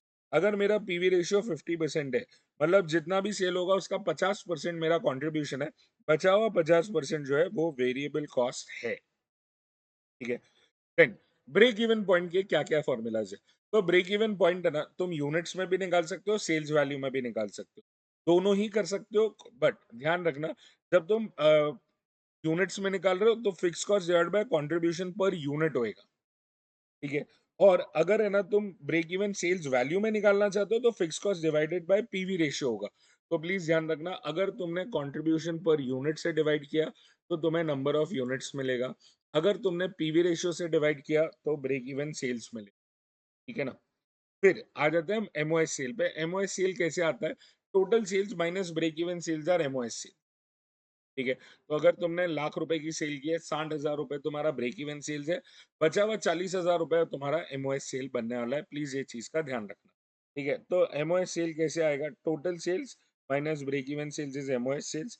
ये एक फॉर्मूला कर सकते हो। ठीक है, इसमें यूनिट्स भी कर सकते हो और वैल्यू भी कर सकते हो। Total sales value minus break even sales value is MOS sales value, या total break even units minus MOS का ब्रेक इवन के यूनिट्स टू गेट एमओएस के units, sorry, total units minus break even वाले units to get MOS वाले units, my bad. तो point वापस से बता देता हूँ, यहाँ पे ना यूनिट्स यूनिट्स यूनिट्स करो, या तो वैल्यू वैल्यू वैल्यू करो। तो total sales value minus break even sales value is MOS sales value, total units minus break even units is MOS unit. एक तो ये हो गया। दूसरा, profit upon PV ratio has to be MOS sales. Profit upon PV ratio करोगे तो MOS sales आ जाएगा। ठीक है, ये भी है ना तुम्हारे लिए एक एमओएस सेल्स का फॉर्मूला। अब ये वाला फॉर्मूला मुझे बहुत पसंद है, मैंने इसको ये अपना बनाया हुआ formula, I call it the chart. ठीक है, ये चार्ट है। अब ये चार्ट में है ना टोटल सेल्स इनटू पीवी करोगे तो कंट्रीब्यूशन आ जाएगा, and your total sales are split between two types of sales, break even sales, MOS sales. ठीक है, तो अगर break even sales into PV करोगे ना तो फिक्स कॉस्ट आएगा, एमओएस सेल्स इनटू पीवी करोगे तो प्रॉफिट आ जाएगा। और ये जो भी फॉर्मूलाज तुम देख रहे हो ना, ये इसी के ही डेरिवेटिव है। ठीक है, तो वापस से, total sales split into two types, break even sales, MOS sales. Break even sales into PV ratio is fix cost, MOS sales into PV ratio is profit. Total sales split between break even sales, MOS sales, break even sales into PV ratio, fixed cost, MOS sales into PV ratio, profit। अब इसी को ही है ना अलग अलग अलग अलग जोड़ तोड़ के तुम अपने फॉर्मूलाज बना सकते हो। ठीक है, फिर आ जाते हैं अपन लोग चेंज फॉर्मूलाज पे। चेंज फॉर्मूलाज में अपने पास क्या क्या है? दो टाइप के हैं। अब ये कब एप्लीकेबल होगा? अगर अगर अगर तुम्हारे पास एक से ज्यादा लेवल पे सेल्स और प्रॉफिट दिया है, या तुम्हारे पास एक से ज्यादा लेवल पे टोटल कॉस्ट और यूनिट्स दिया है। So you can do change in profit upon change in sales to get PV ratio. दूसरा, change in total units upon change in total cost upon change in units will give you variable cost per unit। ठीक है, अब ये change formula क्यों होता है? तो देख, what is profit? Profit is basically contribution after PP. ठीक है, अपन उसका चेंज लेंगे। और चेंज इन सेल्स क्या है? What is sales? It is basically change in profit upon change in sales. So, what is profit? Basically, contribution after the break even point. We are dividing it by change on sales post the break even point या after break even. ये दोनों cancel out होने के बाद तुम्हारे पास जो बच रहा है that is contribution upon sales which is basically PV ratio. ये चीज ध्यान में रखना. Change in profit upon change in sales PV ratio. Change in total cost upon change in units will give you variable cost per unit. ठीक है. अब इसके बाद आता है indifference point. What is indifference point? एक लेवल जहां पे ना दो से ज्यादा ऑप्शंस में सेम आंसर आता हो. तो इंडिफरेंस पॉइंट कैसे आएगा? Extra fix cost upon savings and variable cost. और तुम्हें इसका इंटरप्रिटेशन लिखना पड़ेगा. इंटरप्रिटेशन कैसे लिखना है? Below the indifference point. ठीक है, मान लो इंडिफरेंस पॉइंट 500 यूनिट है. तो बिलो 500 क्या करेंगे? बिलो 500 क्या करेंगे? Option with lower fix cost. Above 500 क्या करेंगे? Option with higher fix cost, जिसमें फिक्स कॉस्ट ज्यादा हो. एंड एट 500 तुम कोई भी कर सकते. ठीक है. और लास्ट शटडाउन पॉइंट, ये भी सेम ही है. शटडाउन पॉइंट तुमने कैसे निकालना है? तुमने निकालना है यहाँ पे avoidable fix cost upon PV ratio. और अवॉइडेबल फिक्स कॉस्ट कैसे आएगा? Total fix cost less unavoidable. Question बताएगा तुम्हें कि टोटल फिक्स कॉस्ट कितना है, अनअवॉइडेबल कितना है, तो तुम्हें आ जाएगा avoidable fix cost upon PV ratio to get the shutdown point. अब ये है ना, तुम्हें इंडिफरेंस पॉइंट जो आता है वो यूनिट्स में आता है. बट शटडाउन पॉइंट का आंसर तुम्हें वैल्यू में आएगा. तो मान लो 2.5 लाख की सेल्स है ना, तुम्हारा शटडाउन पॉइंट आया. तो बिलो 2.5 लाख की सेल शटर डाउन, मतलब शट डाउन. 2.5 लाख के ऊपर की सेल्स हो रही है तो शटर अप, मतलब ऑपरेट. और 2.5 लाख की सेल में कुछ भी कर सकते हो, बंद भी कर सकते हो, चालू भी रख सकते हो. ठीक है ना. तो यहाँ पे ना हमेशा ध्यान रखना, below the shutdown point shutter down बंद कर दो. About the shutdown point shutter up चालू रखो. एट द शटडाउन पॉइंट तुम्हारी है ना जो इच्छा है वो करो. And that finishes your marginal costing. I will see you in the next one. और आ चुके हैं सर अपने लास्ट टॉपिक पे which is budgets and budgetary control. यहाँ पे है ना तुम्हारे पास सिर्फ 3 आइटम्स है: फंक्शनल बजट, फ्लेक्सिबल बजट और बजट रेशियोज. पहले बात करेंगे फ्लेक्सिबल बजट की. कोई भी टाइप का फ्लेक्सिबल बजट बनाना है तुम्हें, तुम्हें पहले पता होना चाहिए कि तुम्हारा कॉस्ट फिक्स्ड है, वेरिएबल है या सेमी वेरिएबल है. फिक्स कॉस्ट तो उतना ही रहेगा. वेरिएबल कॉस्ट जो है ना वो चेंज होता जाएगा इन डायरेक्ट प्रोपोर्शन.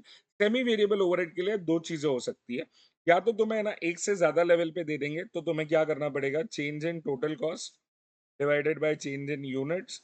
इससे तुम्हें वेरिएबल कॉस्ट पर यूनिट मिल जाएगा. सब्स्टिट्यूट करो, फिक्स कॉस्ट मिल जाएगा. या तो ये होगा, या तो क्वेश्चन तुम्हें बोल देगा कि इतना परसेंट के ऊपर 10% बढ़ेगा.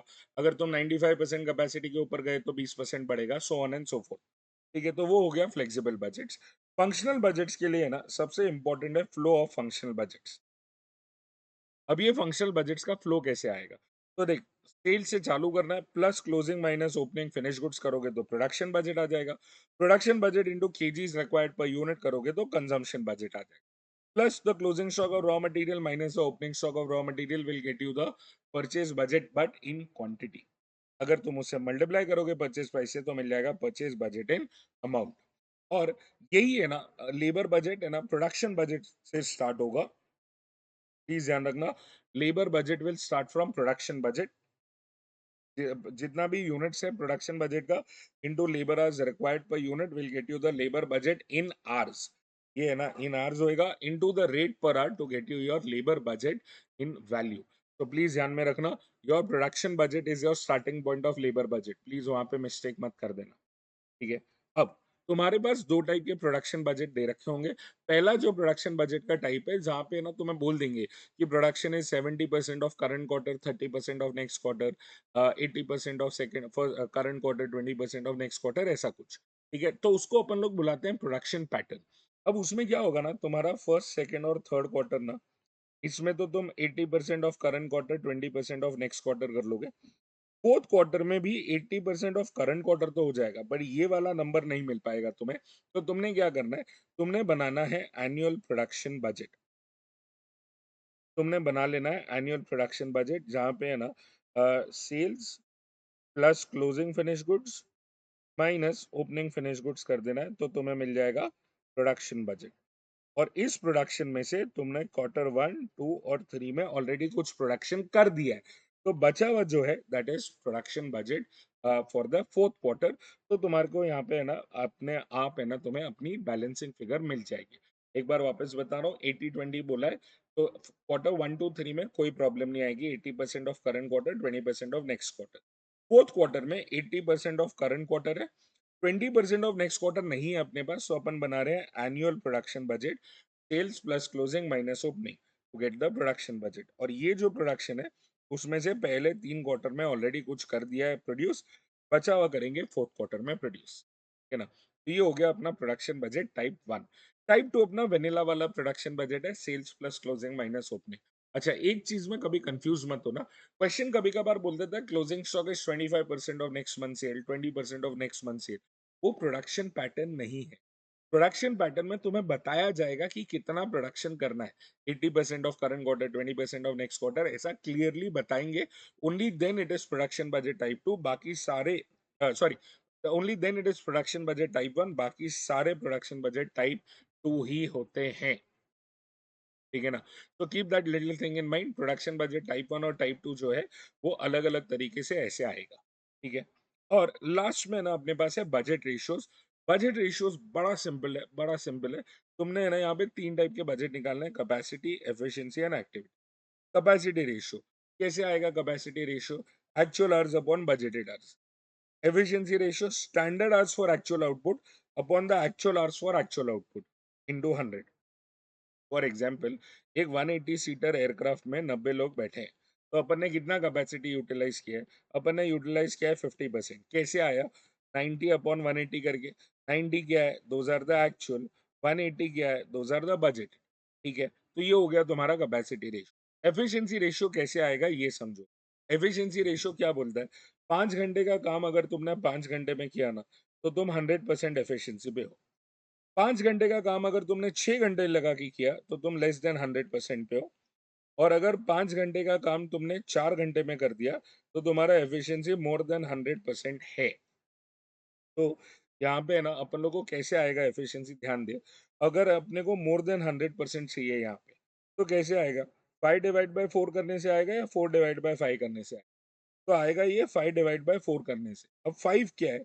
5 इज द स्टैंडर्ड आज फॉर एक्चुअल आउटपुट। तुमने जितने भी यूनिट्स बनाए हैं उसके लिए कितना टाइम लगना चाहिए था, वर्सेस कि तुमने एक्चुअली टाइम कितना लिया है। तो standard hours upon actual hours करोगे इनटू 100 तो मिलेगा efficiency ratio. And then comes the last one which is activity ratio. इसे याद करने की जरूरत ही नहीं है, ये याद कर लो बस। S A is equal to C into E, activity is equal to capacity into efficiency. ये करोगे तो तुम्हें अपने आप है ना ऑटोमेटिकली ऑटोमेटिकली तुम्हें है ना एक्टिविटी रेशियो मिल जाएगा। Very simple. बस ध्यान रखना कि तुम्हें अगर बजट रेशियो चाहिए तो तुम्हारे पास 3 टाइप के आवर्स होने चाहिए। Standard hours for actual output, तुम्हारे पास एक्चुअल आवर्स होने चाहिए, और तुम्हारे पास बजटेड आवर्स होने चाहिए। अब standard hours for actual output, तुमने जितने भी यूनिट्स बनाए हैं, तुमने जितने भी यूनिट्स बनाए हैं उसे कितने टाइम में पूरा होना चाहिए था, that is your standard hours for actual output. Actual hours question दे देगा। बजटेड आवर्स, मैक्सिमम तुमने जो भी यूनिट सोचा था ना उसको कितना टाइम लगने वाला था, that is your budgeted hours. तो फॉर एग्जाम्पल, बजटेड यूनिट्स है 6000, एक्चुअल में यूनिट्स बनाए हैं सिर्फ 5000, और एक यूनिट बनाने को 4 घंटा लगता है। तो बजटेड आवर्स कितने होंगे? तुम्हारे मैक्सिमम यूनिट्स कितने बन सकते थे? 6000। तो 6000 इंटू 4, ये हो गया तुम्हारा बजटेड आवर्स। तुमने बनाए हैं 5000 यूनिट, तो 5000 यूनिट बनने में कितना टाइम लगना चाहिए था? 20,000 यूनिट्स। ये होगा तुम्हारा standard hours for actual output. और एक्चुअल आवर्स तुम्हें क्वेश्चन में दे देंगे, और तुम्हें ना तीनों के तीनों रेशियोज आ जाएंगे। एंड विद दिस अपना सुपर सोनिक रिविजन खत्म हुआ, और अपन लोग खत्म करके अब जा रहे हैं पेपर लिखने। All the very best guys, do maximum to the entire paper and do amazing all.